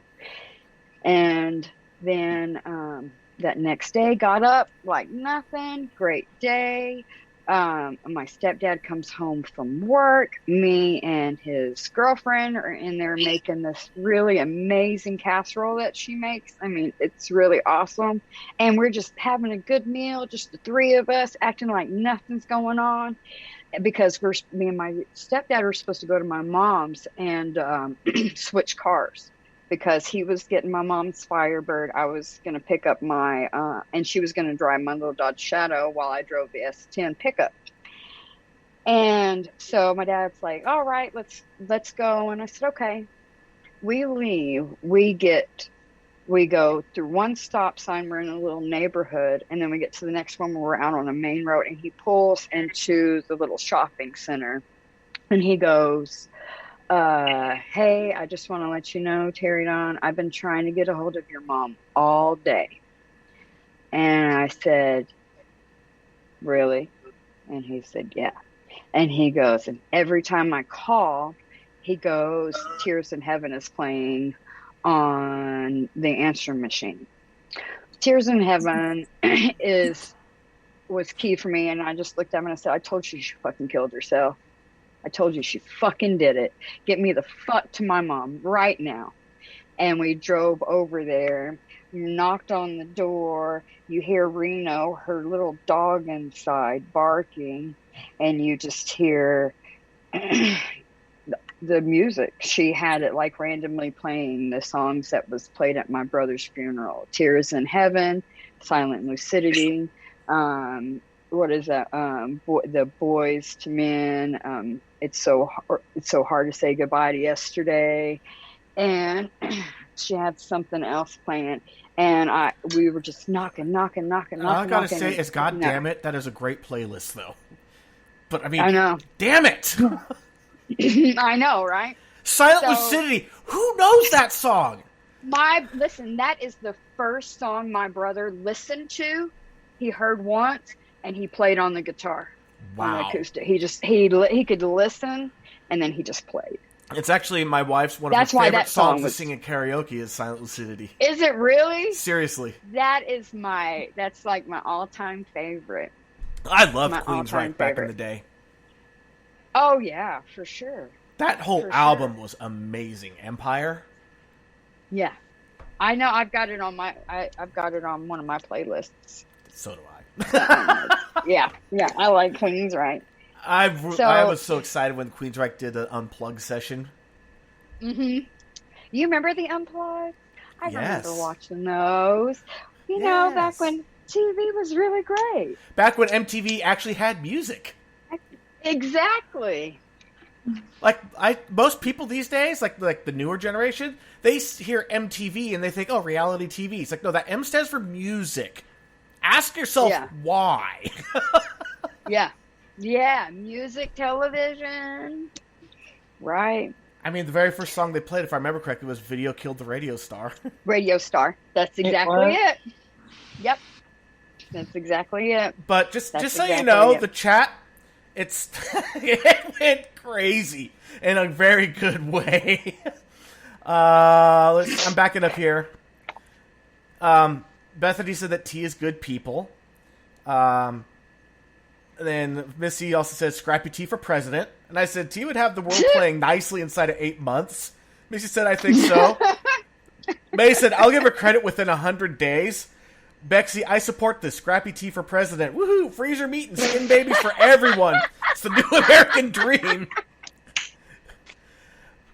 And then I'm dying because there's callbacks to a couple of episodes in there from before. And then Missy was like, yeah, I'll head up the Department of Healthy Balance and Spiritual Awesomeness. And then it's T for Empress, Queen, Tsarina, and all the things. Bexy said Khaleesi. And then May is all T for Earth Council. I'm like, T for Chairwoman of the Earth Council. Yeah, Scrappy T of the universe. I mean that in the best way. And then you start talking about going to your mom's house, and everyone just started breaking down and crying again. Yeah, so that happened. So we couldn't get in. My mom had a friend that lived there, so we went over to her apartment. And I remember sitting in her living room, and she was like, "Yeah, I haven't heard from your mom since yesterday. You know, she normally calls me, blah blah blah blah blah." And then so she calls the apartment manager, and she's like, "Hey, I've got such and such here. They need to get into this apartment because they believe all this and this." And that apartment manager is trying to be a dick, and she's like, "Look, we need in. We're calling you, or we're calling 911." And he didn't want to let us in, so called 911. And I remember standing there, and it was at dusk. It was starting to get nighttime when they got there, and they were up there at the door. The firemen were up there. Because she had it locked and the chain on it. So they had to cut the chain, and I just remember standing there, and I felt like I was experiencing that whole situation was just like all over again, the impending truth, the fucking, are you kidding me? And then so they come down, they tell us. So my mom had a shrine built, a picture of my uncle, picture of my brother, and a picture of me in front of her. And she had suicide notes strewn through all throughout the apartment. And they found her laying on her bed because she really wanted to make sure she did it right this time, right? So she shot herself in the heart with .410 shotgun. That's what she did. Yeah, so there's no coming back from that. No coming back. No. She wanted to make sure that that was it. There was, yeah. So I remember them coming down and telling us, and I was actually a little bit more, I guess, not as panicked. I mean, I felt it, but I was more even tone, like I could, everything going on. Cause I'm like, okay, it's my mom. Now it's just me. I've got to I can't freak out right now, I gotta. And then, cause I'm like, oh my God, my aunt's about to be here. And cause she worked on that side of town, my Aunt Valerie, and she gets there, and, I go up and I tell her, and she breaks down. And then we're there for probably a couple hours. And I remember my aunt calling and telling her son, my cousin, what happened? She's like, do not tell mom and dad, granny and papa. Do not tell them. Me and her, we're going to come down. Okay. So I left with my aunt to go down to my granny's and my papa's lake house. So we could tell them, because we thought we were going to be telling them when we got there. Okay. So we pull in, it's probably about 10:30, 11 o'clock at night. So we get there, and I'm like telling my aunt, I'm like, I don't know how to tell them. Like, what, I don't even know what to say, you know? She's like, don't worry about it. I'll do it. And I'm like, okay. So we get there. You could feel the tension in that house as soon as you fucking walked in the door. You know, you could feel like the animosity and the hatred. And I was like, damn, where the fuck is this coming from? So we come in, my granny and my papa are sitting there, they're crying. And then the baby sister, she's my mom's baby sister. She's there with her husband and my two cousins. And one of them is my baby cousin. We were really close, really close growing up. And I'm standing there in the doorway of the living room, and they just look at me, and I'm like, I said, y'all aren't gonna ask me how I'm feeling right now? I just lost my fucking mom.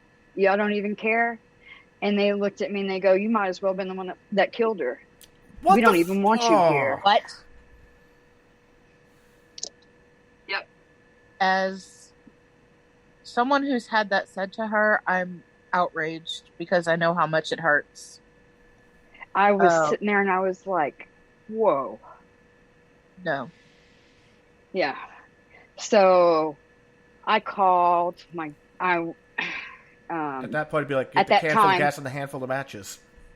Yeah. And at that time, you know, I had a cell phone. It was 97, so phones had came out, you know, so I had one. And I remember going outside, and my youngest cousin was standing out there. And I said, is that really how this is really how you feel about me? Really? Like, you're blaming me?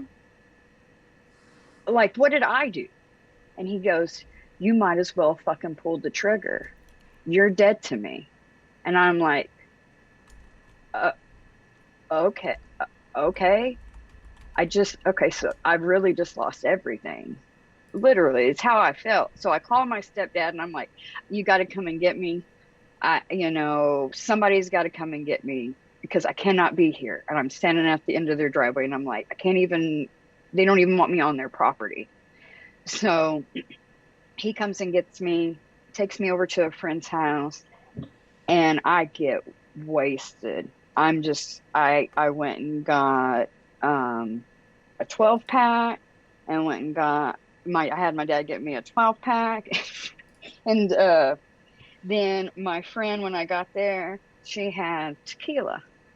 So I sat in the room and I drank that 12-pack and drank on tequila all night.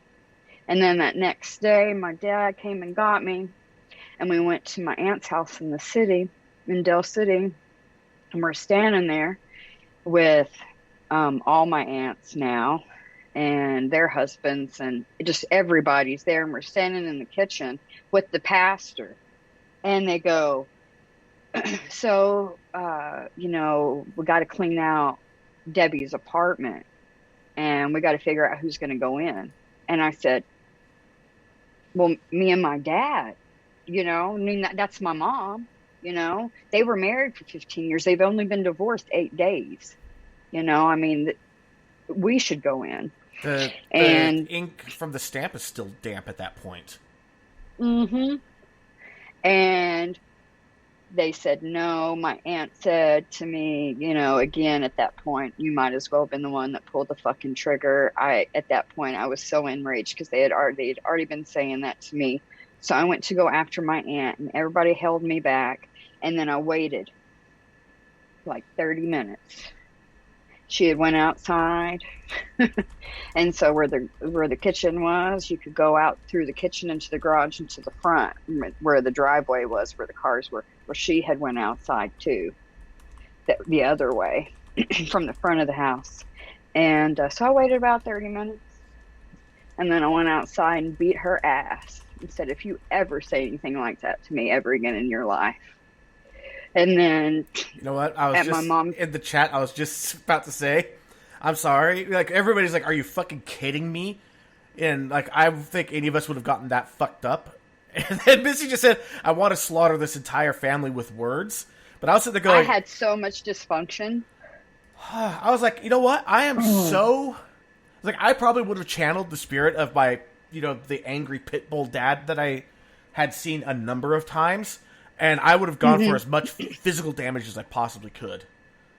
Yeah. And it's like, I'm 17, I was 5'11". I only weighed about 155 pounds, but I was able to max press almost 200 pounds, bench press. For as small as I was able to lift a significant amount of weight. I used to be able to do a push-up to standing. That's no shit. Yeah, a taiko. I had Japanese drumming. I was able to do some pretty incredible stuff. I could have done some damage, but yeah.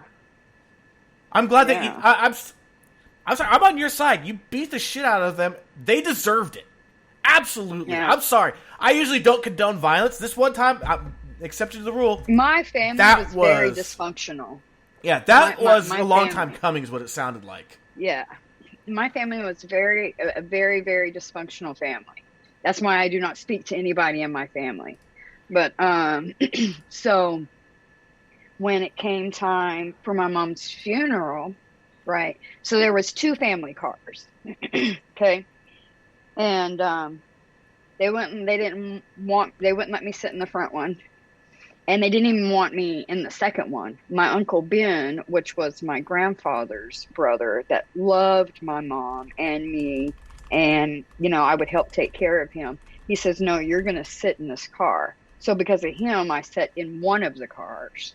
And then when we went to the funeral, I didn't sit with the family. I was in the back in the middle because I wasn't even allowed up at the front. Oh, by the way, now Aaron's in the chat saying that they deserved it. And Missy's they all need a fucking spanking with a flip-flop. And I said, no, they need to go to that halfway house. Yeah. So, that was very interesting. And, after that, during this time for the last couple of years, I had been battling my own addiction that really took, when my mom passed, it really took a major stronghold in my life, So I shut down from everybody. They didn't want me around anyways. And at that point in time, I just really didn't care. So I was hoping I would do so much that it would freaking kill me. It's what I thought I wanted. You know what I mean? Yeah. I mean, you were in a very dark place. I'm not surprised. Very dark place. Very dark place. I mean, it's one thing to have lost your brother, another thing to have lost your mother, but then to find out everybody blames you for your mother. Yeah, I don't know what I would do. Yeah. 6 months. It was 6 months before I talked to any of them again. Yeah. It was 6 months before I talked to anybody in my family.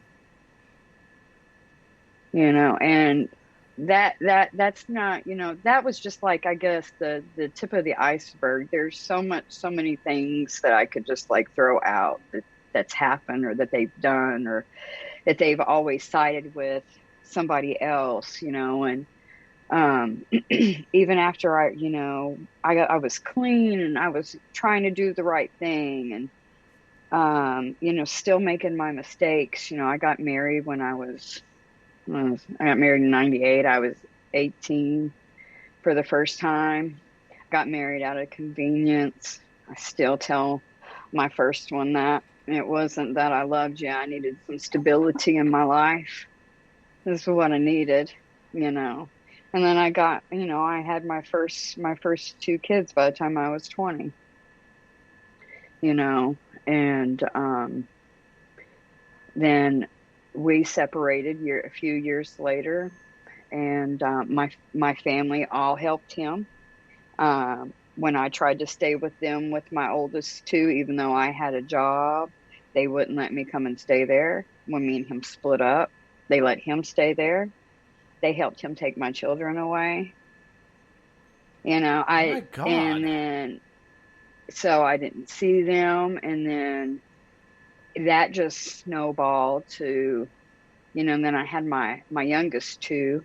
I had Kane in 2003 and my youngest Cody. My oldest is Connor and Kira. My youngest two are the ones that I raised, you know. And so they are them and my oldest, but you know, they were the reasons through all those years that I fought, because I couldn't do to them what my mom had done to me, you know, regardless of the situation where I was in when I got married the second time. And you know, I thought this person came in and was going to love me and save me and do all these great things, you know. And no, that's not what happened. They just moved me from Oklahoma to Georgia and secluded me from everybody for 10 years, you know.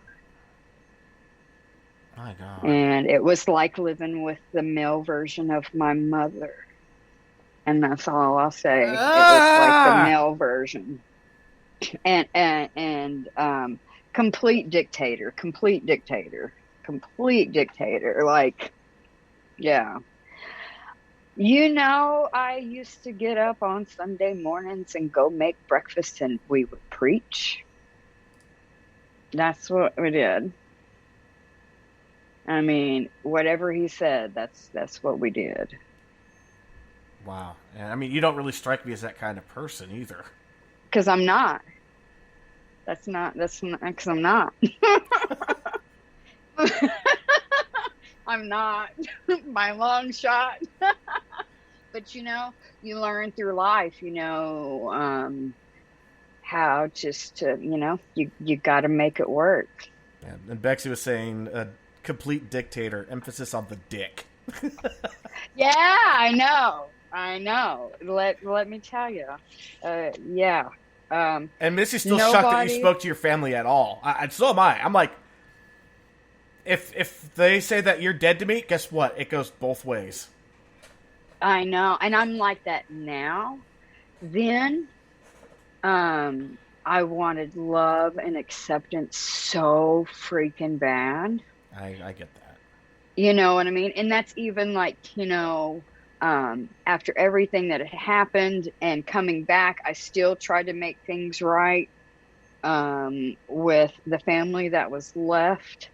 And I'm like, nah, y'all are still the same. Y'all were 15 years ago. That's not me. So see ya. Because they still have the same mindset of I'm the bad one. Well, and I'm like, Austin just dropped something in the chat that I think you absolutely have to hear. It's okay. Let's hear it. It's true to form for Austin. T survived hell so that she could learn how to help those who aren't strong enough to survive hell on themselves or on their own or themselves. Yeah. Oh, thank you, Oz. I love you. He's so great. For what it's worth, the mother in me hugs and honors the child in you. I give you grace to walk through your grief alone. You deserve more. It was you who deserved more. You deserve someone to walk through your grief with you. Missy, you deserve love and acceptance. Aaron, exactly. Yeah, everyone, yeah, you're getting all the loves right now. Well, you know, yeah. May, you know, I'm sorry for the loss you walked through alone. Austin, I love you, T. Yeah, that's my big brother. Let me tell you, I told him, you know, man, working for Apple, I'm going to tell you, that working there, that was the impetus that allowed me to leave where I was, you know, to finally stand and be like, I'm good. I can do this on my own. Finally now let me Let me got grab to dictate the bull rules by the horns. Yep. And after the 12th affair, and the last one being with another one of my friends, Hold up. I was done. 12? That I can say for a fact. Oh, Jesus. See, I had no idea. Like, no idea. When I first started working there, yeah. I was, yeah. You are amazing. You are And absolutely Oz. amazing. Us was there with me, knowing everything that was going on. And man, I'm telling you, always came through to help me in any way he could. Austin, with I work liked you or a lot. whatever. It's like, I liked you a lot on the campus, and then you went AHA, and I kind of hated that, but you did. But I will say that, man, that like has gone to full-blown love after everything that you've done to help out T. And I'm sure that T's not the only one that you've done this to. This is just... Right. This doesn't just happen to one person. This seems like it's a trend with you. So thank you, Austin. Thank you. When I was going through my divorce at the beginning, and I was like saying stuff like, because how low I was with myself and how I felt, I was like, I remember looking at him going, you can go and you can see her whenever you want, just don't leave me. I can't be left. I can't be alone. And you still have to stay married to me, but you can go and you can cat around and do whatever it is that you want. Just stay. That is a very unhealthy place to be. Mm-hmm. It was. And, and it took Oz, Oz knew all of that, and he was like, you got to take some time off. Let me guess. The up to 12 weeks short-term disability for mental health reasons. Yep.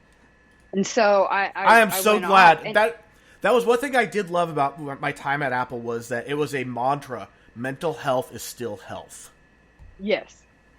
So he had me go off, and I was supposed to be off for my psychiatrist really wanted me off a little bit longer, but I was still so trapped in that mindset of he controlled everything, because where I lived, his name was still on it. He could come and go as he pleased. And, he still told me what to do, even though we were divorced. And he was like, no, you need to go back to work. You need to tell your psychiatrist that you need to go back to work right now. And I think I was off, I don't know, maybe 4 or 5 weeks. And I went back to work. That was way too soon. Right back to work. Way too soon. Went right back to work. Went back to work, and you remember, I don't know if you remember, but when I first started working there, up until just 3 years ago, I was also a full-time college student. I remember that. While working there. And I marveled over that. Yeah. Never finished my degree, but I've got a lot of knowledge, but it's not always about the book knowledge. That's what people tend to forget. Aww. Damn it, Bexy. You're What? going to make me cry. Just a comment that she just What'd threw you out say? there. Okay, Bexy, you're going to have to say this one because, damn it. Fine. I said, as I was listening to all of this, I made the comment that it sounded like Austin was your E. Yeah.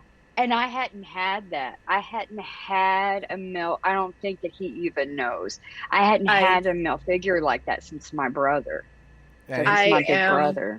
The things I he's am saying right now. 1000% convinced I would not be here if it wasn't for E. I just helped a little. I owe him more than I could ever repay. Yep. And then Austin was saying, you just got to do the right thing because it's the right thing to do, which I said, of course, it's easier said than done. They said it was beautiful to see her realize her worth and glow up. GLOW. And yeah, you have a glow.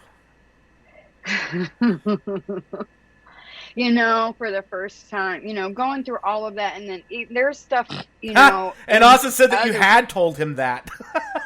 I did? Yep. And May said that I admire your warrior spirit, T. Absolutely. You know what? Something that I told myself when I was little. Oh, you made Austin cry happy tears. Aww. See, I love this guy. I'm genuinely love this guy. I know. He's like a big teddy bear. He is. Yeah. When I was younger, I remember telling myself, I was like, I am not going to be the same mother my mother was to me. So you can ask anybody. Everything I do is about my kids. I mean, and honestly, that's a really low all I bar. have. So, like, yeah, all you had to do was not call the cops on them, and you did better. Right? Right? You know, so it's like they're mine, and to see them. Austin just said to be compared with your brother was the world. Oh, well, he was my world. He is. Austin's opening you up. Know. This is sweet. I love this. Yeah, I know. Me too. I'm getting all caught up in the feels right now. Damn it. I'm still crying. But you know, even I'll tell you this story. You know, you said even if it's just one person, right? So here's a good story, so everybody will stop crying. So everybody's crying. The chat is about everybody's crying. That's something my tribe knows. I call them my little tribe because you know, I feel like I have been privileged to be able to choose who is my family.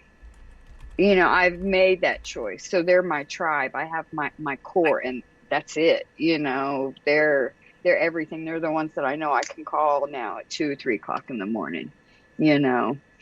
But I was working when my 2 boys were little. I was living in this 3-bedroom house on Section A. I was living on Section A. I was getting TANF, food stamps, everything I was getting, and I was working at a jail. And I was a waitress. And so I would take the boys, because I didn't have, now mind you, I didn't have a car for 2 years. My license had been taken away from me. So not because of like any tickets or anything like that. It's because I had made the decision to go back to school. And since I went back to school while I was pregnant with Cody, I was not able to pay my child support that I was paying. Because, yes, I had to pay child support on my oldest 2. It is what it is. They needed it. You know, that's life. Right. So I couldn't pay. Right. So they suspended my license. And I remember their dad being at the office with me and like, well, how the hell do you expect her to be able to pay it if she ain't got no license? She's in school right now, you know? So anyways, I'd leave at like 2:15. Somebody'd come and get me. We would drop the boys off at this home daycare, and she would keep them all night. I would get off of work at the jail at 11 o'clock. I worked with all the Max and the PC men, and and any females that got arrested and would have to come in and be strip searched and all that. I was the only female officer on shift, so I had to be there for that. Sounds like my sister. She's a correctional officer. Yeah. So, and then after that, I'd get off work, and somebody from work, you know, because we all got off at the same time, would take me over to Denny's. That's where I worked. That's where I was the waitress on graveyards. So I would work there from midnight to 7 a.m. And then somebody would come and get me. I'd go pick the boys up from daycare, go home, you know, feed them, whatever, get them down for a nap, and I would take a nap, and then I'd get up and I'd go back to work. But when I worked at Denny's, there was this girl that worked the shift before me, so we were always crossing paths, right? And I remember her name was Brittany, and she was 17, and she, you know, she didn't really tell me a lot about her. And then one night, this woman comes in, and there was nobody else there, and she sits at the counter, and you could tell something like was really weighing on her mind. You know, I mean, at least I could, because that's just how I am. And so I went up to her, you know, she was sitting there, and I was like, "Are you okay? You know, you look like you got something something brewing in your head, you know? And she's like, you know, just life, I'm stressed out and all this and that. And we start talking, I start telling her some stuff. And so she starts opening up, and then she starts telling me how she is contemplating suicide, going home and taking her life. And I was like, really? And she said, yeah. And I said, well, just out of sheer curiosity, I said, do you have any children? She goes, yeah, I do. And I said, okay, how old? And she was like, I said, how old and how many? She goes, I have one. And she goes, she's 17. And I said, really? And I said, really? And I said, okay. I said, well, can I tell you a little story? And now this was in 2005, 2006. And when this happened, so this is 9 years after my mom died. And she was like, yeah. And I said, well, you know, when I was 17, my mom took her life. And I'm so fucking pissed off at her that she did that to me, because I have so much guilt and hatred for what she did. And I said, and you really think you going home and taking your life is going to solve like all of her problems, and she's going to be okay, and she's going to go on to lead this great normal life, you know, she's not going to have any issues from it? I said, you're sadly mistaken. You're sadly mistaken, you know? And she's like, I never thought about that. You know, I'm just tired. I just want it to stop. And I'm like, yeah, but you can't be like that. You can't do that. Well, a few nights later, I come in. I actually came in a little bit early because I was off at my other job. So I ended up coming in at like 8:00. And that girl, Brittany, was there. Okay. Yay! Right. So, and I come in, you know, and I'm walking to the bathroom, you know, and she stops me and she's like, hey, can I talk to you for a minute? And I'm like, yeah, sure. I'm going into the bathroom. Just follow me in here, you know, and we'll talk. And she's like, okay. So she comes in there and she's like, do you remember a few nights ago this woman came up here? And I said, yeah. How do you know about her? She goes, that was my mom. I said, are you kidding me? She was like, no. She goes, when she came home that night, I was asleep, and she came in my room and she hugged me and apologized to me and said she was so sorry for ever thinking about leaving me. Aww. So I was like, if my mom, you know, that happening was just for that one time, to get somebody to realize that, listen, there's somebody else that is really more important, and they really do count on you. You know, like my mom wasn't there for any of my children being born, you know, Right. and I wanted her there, and she wasn't, you know, and that's some of the things that you'll miss out. She's going to miss out on so many memories. You can't do that. It's not really the right choice. There's, what, you said 4 grandkids, and she never got to meet one of them.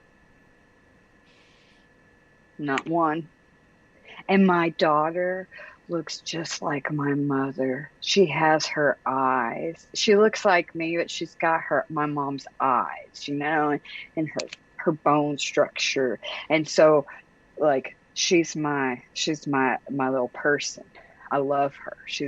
When I'm down, she's my hype girl. Like all day today, we were out, went to the cemetery, and she's like, man, Mom, you're a badass. You're so great. You're so strong. She's like, I don't know another woman like you. She goes, and I'm so fucking blessed and so grateful that you're my mom. And honestly, I don't think there is another woman like you. I'm just saying. No. You're fucking awesome. I knew you were great when I met you at Apple, but I had no idea. Like, jeez. So, although then, you know, it comes. You smoke a little too much for my liking, but you know. Well, I know when you quit for. I I know. know. You're going through some shit. I'm I like- get it. Yeah, processing. So, we'll fast forward to like today. Like this year, I've done everything different around today. Like doing this today was different. Like me even just talking about it, on this level, it's like, oh my gosh, everything's out there. Well, I guess what? I don't really fucking care what you think about me because you don't pay my bills, you don't do anything for me, So if you don't like me, you just don't like me, or if something it's cool. I'm just me. Yeah. I'm just tea. No sweat off your chesticles. Exactly. But Bethany, who just said your daughter is precious. Love her. Yeah. So Bethany, how everything can come full circle and things can end up working themselves out. So a couple of months ago, maybe I think 2 months ago, 3 months ago, she'll probably correct me if I'm wrong, which is cool. So I got this Facebook request from somebody, and I was like, I don't know this person, so I was like, remove it, and then I seen this message, and it was from that same person. And this is what she was saying, that she was like, she's my sister. And I was like, my sister? How are you my sister? My mama just had me and my brother. I don't know who my daddy is. And then she said my brother's dad's name is her dad. She's my brother's other sister. Oh. And she looks like her and my brother, they look alike. They have the same eyes. And their teeth are so pretty, and just her stature, the way she's built, all of that. So we got to meet for the first time, think about a little bit over a month ago. And when we met at a restaurant in Del City, and she gets out of the car and I get out of the car, and she goes, I feel like I'm meeting a celebrity. My anxiety's so high. Aww. That's so cute. It's like, I know, me too. But it was the first time. Bethany's all LOL, my teeth?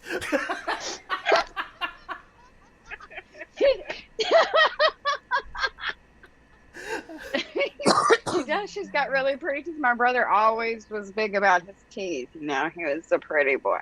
But that was really great because it felt like, as soon as I seen her, it was like it was home. Aww. So basically, because it was like the spirit of your brother lives on. Yep.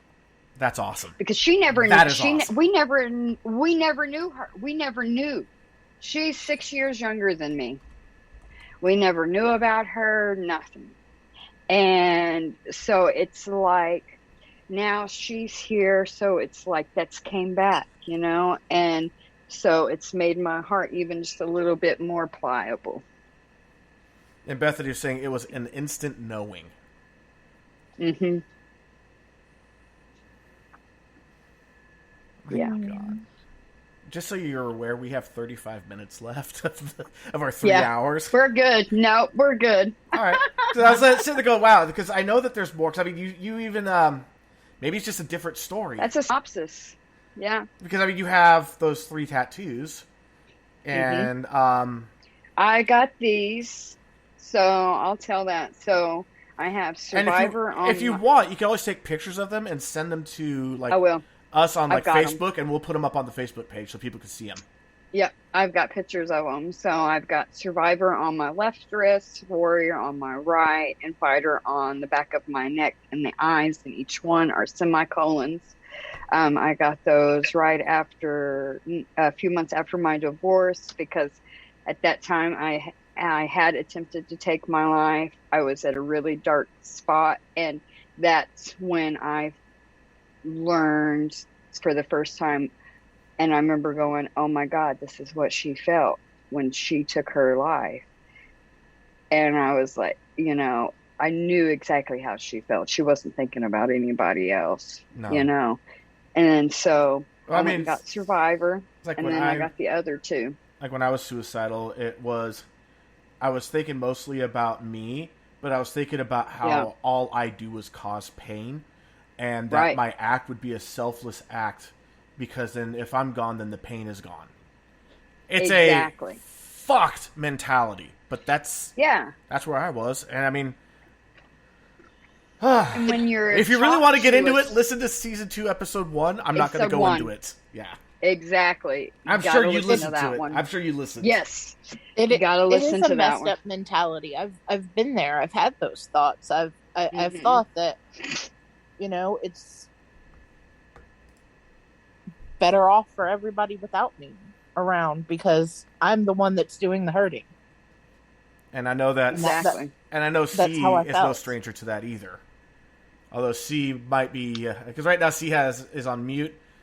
For all I know, C could be bawling their eyes out right now. So. I see her light. I see the lights, like you were telling.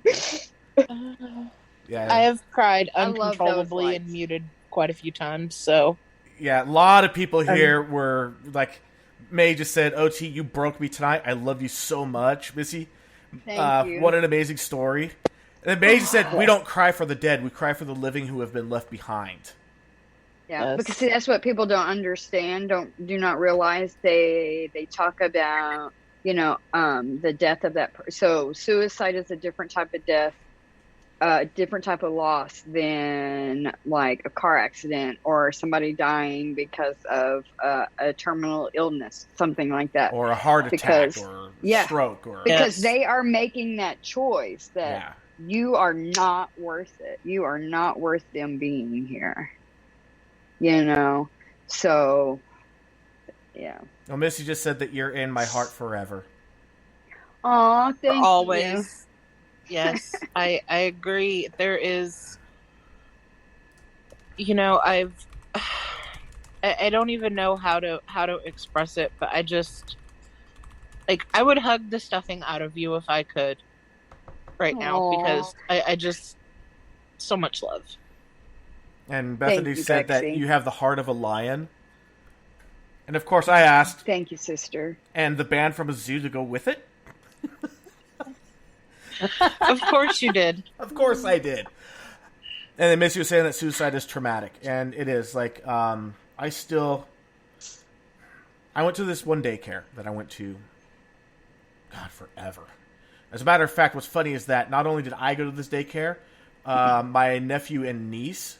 also went to the daycare, and had I been in the same hometown, my kids would have gone to the same daycare. Really? Yeah. They got divorced after we had already moved out. I was still in high school and whatnot. And I remember hearing that the lady who used to babysit me, her husband, or ex-husband, committed suicide by hanging himself in the garage that he renovated into a giant playroom. And they had 3 sons together, and I got close to them again not too long after that, and you could see how much it weighed on all of them. It was tough. It's a burden. Because I still to this day think, what action or what word could I have said differently? You know, could my delivery have been different? But I'm like, I was 17. At the same time, I didn't have the same mentality I do now. So, well, also, there wouldn't have been anything else I could have done. You were 17. You were abused one last time. You know, you went to go get food. You come back and, oh, hey, I see that Mr. Hyde's here again. Okay. Yep. So, for all you knew, it was just another day, and it was going to be the same thing tomorrow. Exactly, because that's what it was. Ooh, Missy put a very good way of putting it. Suicide does not end the pain; it transfers the pain. It does. And then Missy just backed what I was saying. You were an abused child. None of this was on you. Right. You know how long it's taken me to realize that, though? To realize that it's taken me decades. So, I've thrown this book out there for a number of people. I'm going to throw it out there for you as well. You might, even as you're working through this, it's a useful tool. It's the Grief Recovery Handbook. Absolutely transformed my life. Really? Mine I'm too. writing it down. All right. Austin just jumped on saying, I work swings and have to go, and we'll finish listening later. But I love your show, what you're doing here, and how you're showing people that they aren't alone and it gets better. Thank you for putting good out into the world. I'm so proud of you, T, for being strong and sharing your story. Bye. Thank you, Oz. Love you. And thank you, Austin. He caught. That's half the goal of this show, is to let others know that they're not alone. The other half is to help remove the stigma. Yeah. You know, I know that people, you know, back to the grief for a moment, you know, people deal with grief differently. And, you know, a lot of people seem to, you know, they think, oh, you get over it in time. But I don't think grief doesn't go away over time. Not really. I think what happens is that you kind of grow around it. It's like a big gash in a tree. Well, even as the bark heals over it, you can still see the gash. Yeah, there's that, and then there is this thing that I just sent the image that, you know, makes me. So if you picture your grief as like a ball in a glass jar. And I'm sending it to T now. Yeah, it's not that the grief gets smaller, it's just that your jar gets bigger over time. You learn to live, you know, with it and I like that. Process it. And with the Grief Recovery Handbook, it just makes it more manageable. Yes, it does. You never truly get over it. You can't. No. But you can either let it grow and consume you and drive you into very dark, twisted places that can leave you, well, you know, following in the wrong footsteps. Or you can use it as a source of helping for strength and love. Yeah. You know, like, I still love the people that I've lost, and I still grieve for them. But now I don't feel the pain as much of their being gone. I feel more of their love that they had for me and that I had for them. That's what the Grief Recovery Handbook has helped me with. Yeah. Same.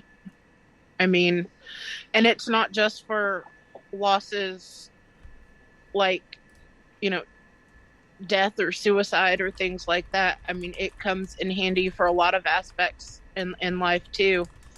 The loss of jobs, loss of, you know, friends and relationships and things like that. There are aspects of this book that you can apply to many, many parts of your life. Hell, even a promotion could cause grief. Yes. Yeah. It's a change of routine. That's right. And everyone in here is like talking right. about waves. You know, that they come in waves. Sometimes the waves are big, sometimes the waves are small, but you become a better captain of your ship. And one of the things that my mom had a traumatic brain injury right before I came to Apple. Like that December, and I came to Apple that January. And during the recovery process, you know, some days were good, some days were bad. And my dad would be going absolutely crazy, you know, because he's like, okay, a good day, yes, things are getting better. Bad day, losing my mind over it. And I don't remember who told him, but they said very clearly, don't focus on the waves, focus on the tide. Is her overall progress over time better or worse? But I was like, well, overall, better. Okay, then focus on the tide. The tide's shifting in the right direction. There will be some good waves and there'll be some bad waves. It's the tide. Yeah. And I've carried that with me ever since my dad even posted that. I'm like, yep, Mom, that's keeping that. Yeah. That's life. And that's just like, you know, you just gotta, I'm just like, I just roll with the punches. And just roll with it and just, okay, well, this is going on, so I'll just do this. Because I'm not going to let you break me. Yep. And you got also, where is it? T, you are doing the thing. So many people don't choose to heal and help, but T, damn, you're doing it. That's from Missy. Yes. Thank you, Missy. Yeah, Missy also said grief isn't just about death. It's about change. Right. And Bethany, let each wave hit you. By the third wave, you'll be able to handle it. Yep. May says, I am not afraid of storms, for I'm learning to sail my ship. That's right. Absolutely. I want to feel all those feelings, whether they're negative feelings and make me sad or whatever. I want to actually really feel them so I can really overcome them and deal with them. I mean, I can only imagine with all the... And I don't mean grief as far as grieving, but just the grief that you got. Just all the hell that you've been through. Just how much sweeter life is for you than some of us will ever know. Oh my gosh, let me tell you. Having a grandbaby, I love her so much. I have too! I love her. I love her so much. She turned 18 months old today, and they've been staying with me for a year. Yesterday it's been a year. And so I've got to see her like go from this little babbling nothing, to she's walking. She's 18 months old and she's counting, trying to do her 1 to 10, and you'll hear her singing the ABCs, and I come down and she'll come up to me and she just puts her arms out to me, and when I'm having a bed, and there she is, and I just hear her, you can hear a little chatter downstairs, and it's just like, to have that, I'm like, because I didn't really get to enjoy my children as I wish I would have enjoyed them, and I'm going to be able to do that with her. Well, as Austin said, you were working 2 jobs, full-time school, sleeping 3 hours a night, and happy to do it for your kids. Absolutely, I'm going to do it all over again in a heartbeat. Wouldn't bat an eye. But, the point of grandkids is that you get to do the things that you wanted to do with your kids. You get to do them with the grandkids. Mm-hmm. And when they get shitty, you go, here you go, Mom and Dad. She is so funny because she walks around like downstairs on my little slides that I've got. She puts them on. She'll walk around, plop, plop, plop, plop, plop. And then when she comes upstairs, she's got to come in my room, right? And she's got to sit at my desk. So I unplug my keyboard and turn my mouse off, and she just like type, and just like she's there. I'm doing what Grandma does. Yeah, I do what Grandma does. I'm doing what Grandma does. And I actually can't wait to see when these grandkids get older and to see them like hunting their first spiders and things like that. These are things I know. Oh, yeah, that's gonna happen. I believe that for sure. Oh, yeah, did you knock them down? I had to. I got the monitor wipe and I cleaned the glass around it. Did you? Yeah. So, Bex, I don't know if you heard, because I think you had to bounce early. Yeah, the mama decided to try to bring the egg sacs up to the lid. And I was like, this is not happening. So I grabbed the lid. I'm like, get back, get back, get back, get back. When she went back into her hidey hole, I went and got a monitor wipe, and I'm like, no web. Yeah. TC got to hear the whole thing. I was like, no, get back. You're like, look, there's one little baby one right there. Look, on my finger. Yep, had a little baby running on my finger. That. So yes, I could say now that I have free-held black widows. Of course, they're babies. I won't hold an adult. Not that I know how to handle one if I had to. I just, it's mitigating risks. I don't want to get bit. And I don't want to risk it, so I'm not going to. Right.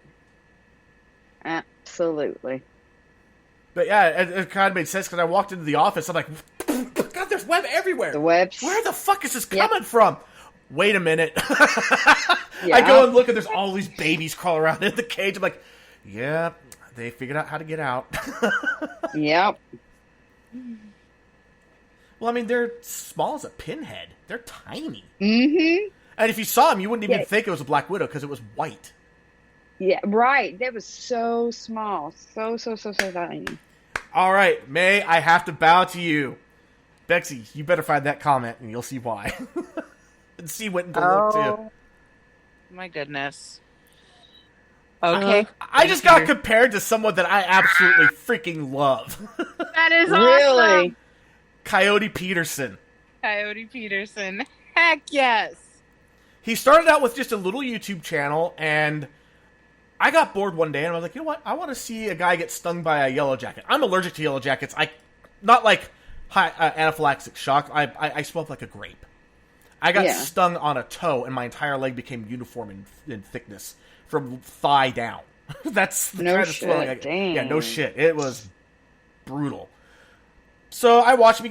And he does like this whole education thing about it, and when you get stung, it's in a controlled environment, and he explains what the sting was like, and I was like, this is actually more fascinating than I thought. It's like, at first I'm like, I just want to see an idiot get stung. I'm like, he's not an idiot. This is actually fascinating. I'm like, wait, he got stung by a tarantula hawk? Wait, he got stung by wait, that's it. I'm going through and watching this. He is literally the king of sting. He went up the insect sting pain index, and he's had them all, so he could tell you which ones are properly placed and which ones are wrong. Because like they put the Japanese giant hornet as a 2, which 4 is the worst. 2 is like nothing. He's like, nope, that's a 4. It's not the 2 like they say. This is a 4. Really? This is painful. Like, this is up there with the bullet ant. Yeah. Then he got stung by the tarantula, not the executioner wasp. By his description, that one's a 5. It should have its own category. No kidding. The bullet ant. Oh, that was. Yeah, the bullet ant is a 24-hour ant. He said that he was knocked on his ass for 24 hours from that. The Japanese hornet was almost 24 hours. The executioner wasp was a week. No shit. Yeah. Yeah. That's crazy. And I mean, I learned a ton from him. And now he's retired from being stung. Although when the big scare of the killer hornets are coming to the United States, and everyone thought the cicada killers were the giant Japanese hornets, he went and came out of retirement from being stung and did a cicada killer. And he was like, ah! Oh, wait, that's it? It's like, okay. Really? He's like, the initial sting's a little bit worse than a honeybee, but afterwards it's kind of like a honeybee. It's really nothing. Wow. My emotional support dog is with me. Oh, it looks like my Smiley. I had a Chihuahua that my mom got me when I was 15. The neighbors next to us out in the country, his female was pregnant. So I remember going over there every day, with her and watching her belly grow and stuff. And then when she had her litter, he had told my mom, so I went over there, and there was this one little fawn one, and he had a little white spot right up in between his eyes. And I said, that's my Smiley. And that was my dog. I love that dog. It's my best friend. Bethany threw out something I had forgotten about. I learned today that burrowing spiders in Australia keep pet frogs to catch the bugs too small for them to eat. Really? Yep. Yes. Now, if you want a smart spider, check out the Porsche spider. It's spelled like Portia. This is a type of jumping spider that is so freaking intelligent that it changes its hunting technique for each and everything that it goes for. No kidding. And its favorite thing to eat are other spiders. Yes. Super smart spider. It's called a what? Porsche spider, but it's spelled more like Portia. Portia. Oh, yeah, that makes sense. Yeah, and the thing is that when one of them finds another one, like say 2 males or 2 females spot each other, they actually had special forces people watching the videos and watching these spiders move around, and they were like going, holy crap, that's the kind of stuff we would do if we thought that we were being hunted. Ooh, I'm looking at them. And in order to try to catch the other one, they're crazy smart. If they want to catch an orb weaver that's in the middle of its web, it will pluck away strands carefully to not be detected in order to slowly lower itself down on top of the spider. They are fucking brilliant. And if you watch, they look around and really examine their environment, and then they sit and think after they examine the environment. Then they may look at a couple things. Yeah, they literally plan, which is just crazy to think, since their brains are smaller than the size of the head of a pin. Yeah, that's crazy. That's crazy. And see, we can safely talk about spiders right now because Kat's not in chat. Kat abandoned us today. I know, Bethany. I love orb weavers too. They're among my favorite. She's great. She's really great. All right, so yeah, we have about 15 minutes left. Anything else that you want to talk about? We don't have to go the full 15. We can end at any time. No. Just, in life, you just always got to remember, like, I love what you said that your uncle told you, about suicide. It's a permanent solution to temporary problems.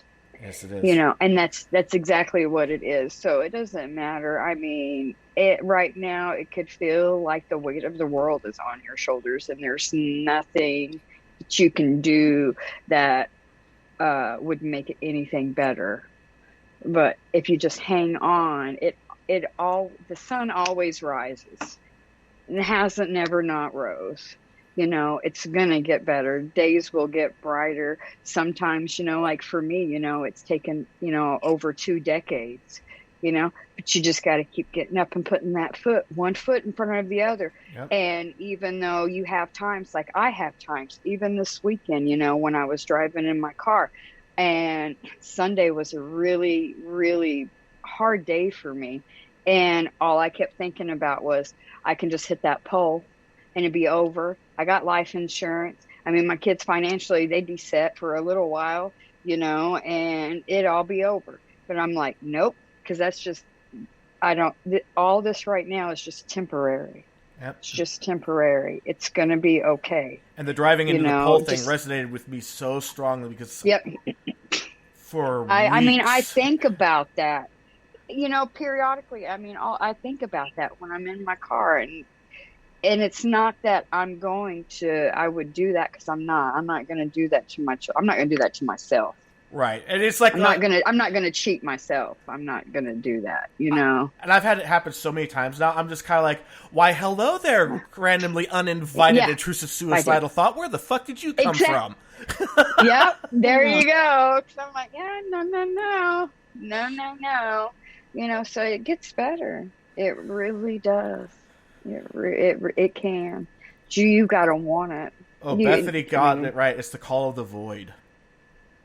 Mm-hmm. Oh my gosh, yes. Yep. And they always there was a book series that I'm really, really into, which I'm still harassing Bexy about. She started it, but she hasn't continued it. It's the Wheel of Time series. One of the lines in there that they've said, and I've heard it in other places too, it's always darkest before the dawn. Yep. Yes.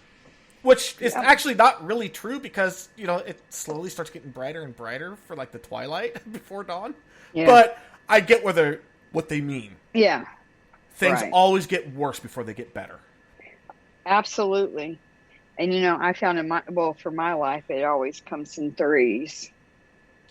There's waves. Yeah. Might not be the same exact thing, but it's waves of 3 big things, and it's like, fuck. Really not today, man. No. Yeah, no, I get that. I've got to fucking work, or I can't do that. I can't deal with you right now. Thoughts, shut the fuck up. Yeah, it's like the first one you don't really notice, and the second one comes along. Wait, fuck, that's 2. Yep. And then you're waiting for that third one. You wait for that shoe to drop, and then after a while, it's like if it doesn't drop, you're like, did I miss the first one? You start examining the history because you're like, please make it to where I have missed the first one because that had to be the third one, right? And that's usually when the third one drops for me. Oh, we have another comment on our Facebook page from an Andrea Stodgill. Yeah. Stodgill. She's here in Oklahoma. She's one of my friends. Okay. She said, I've never heard your whole story until tonight. I'm very sorry all of this happened to you. You are so strong and so brave. I'm so proud of you. Heart emoji. Oh, thank you, Andrea. Yeah. I'm just living. Just living.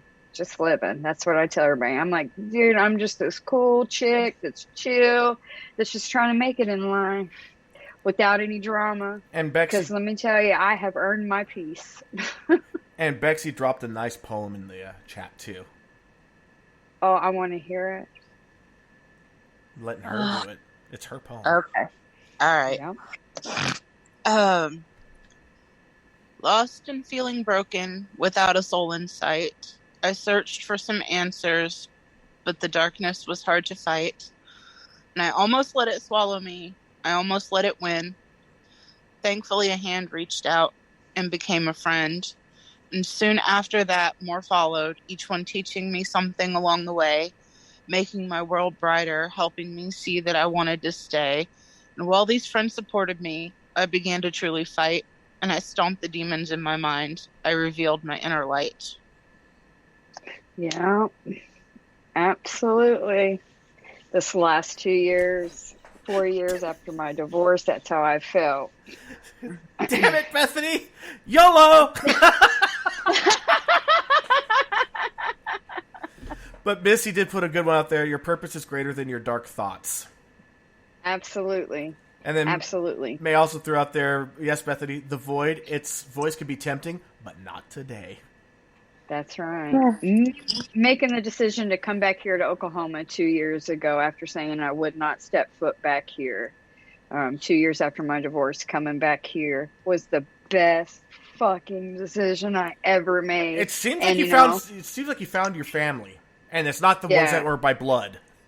Right. Yes. My son stayed up in Oregon. He wanted to go back up there, which that hurt, but he knew what the right thing for him to do was and the right place for him to be was.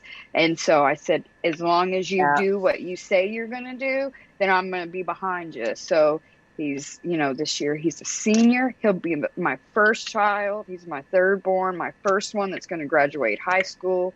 He makes phenomenal grades, takes college courses in high school, star quarterback, does 5 positions on the field, track, basketball. Wow. He's number 1 in his district in track, 7th in the state for the 400 meter in Oregon. And wow. I'm like, and I get to go spend 9 weeks in Oregon, here during football season. So, I mean, Oregon's nice as long as you're not in Portland. Some people really like Portland, but I only went up to Portland a couple of times. It's so congested and all the bridges. Yeah, I have a fear of bridges. Portland is nothing like basically 99.997% of the rest of Oregon.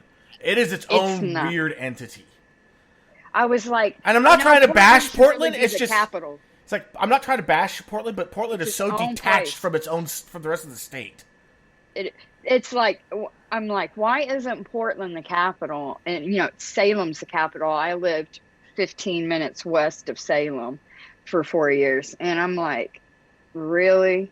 Because Portland's always hopping and bopping. Yeah. But it's right there on the border, so.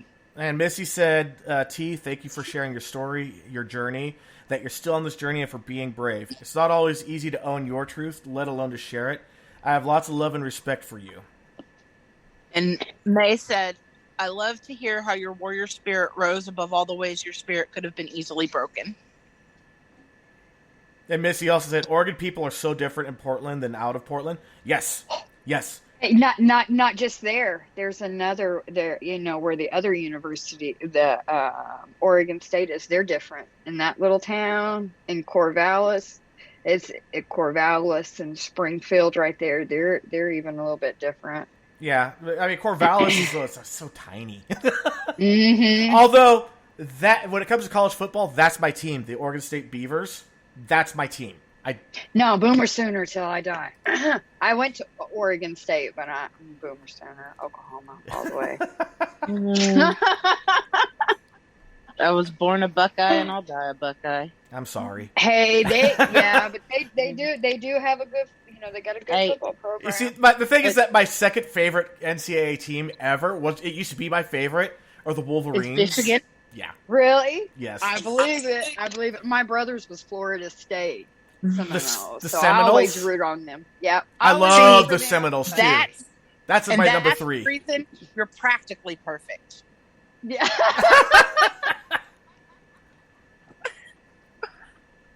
I love you, I but I love can't it, jack babe. with no Michigan. All right, so we're gonna have to wrap it up here. All right. So just a quick teaser next week. I mean, T, your story was crazier than I thought it would ever be. Like, holy shit. But I have cried so much tonight. yeah, I think everybody has. I'm probably going to wind up I know crying C tonight has too. afterwards. Cry. But next week, you want to talk about insanity. So we've had people come on the show where they got taken advantage of by a predatory adoption agency to adopt out their child. I'm going to try to get them back on because they actually got featured in Time Magazine, exposing this whole thing. That was such a great episode, too. We had one where family members were killed by the Hells Angels tied to drug trafficking and stuff. This coming up, we're talking about running from both the cartels and the mafia. That's coming up next week. That's going to be a good one. That's going to be good. That's going to be a really good listen. Yeah, I hope you join us. I will. I hope you join us in the chat. I will.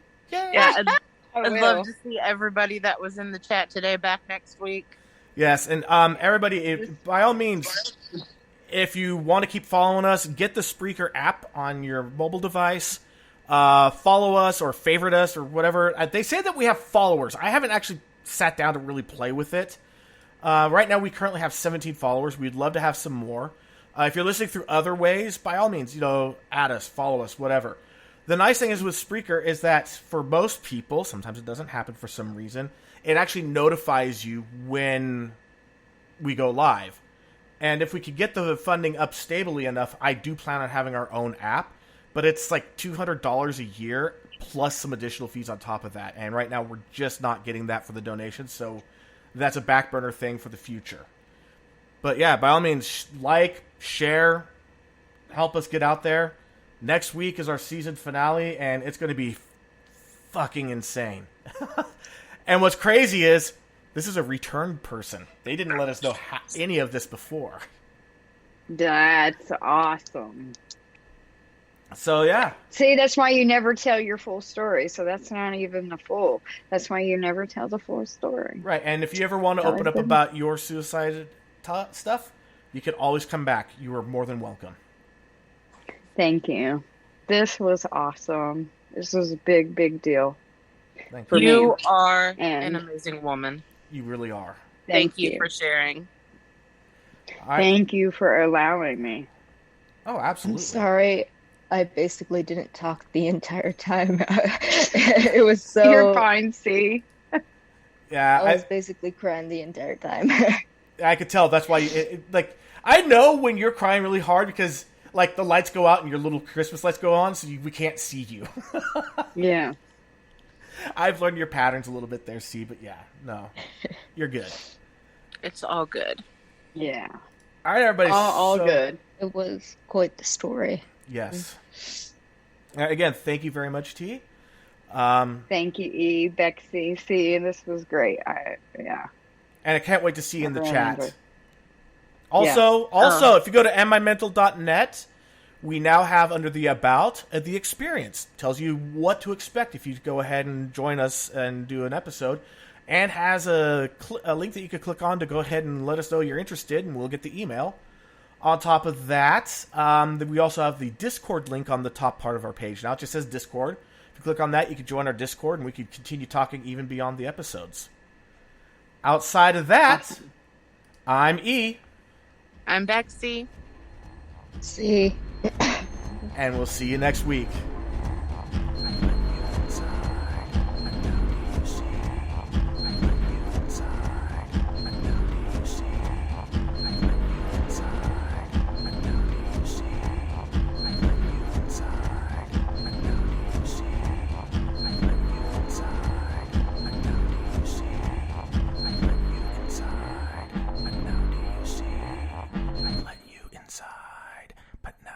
see.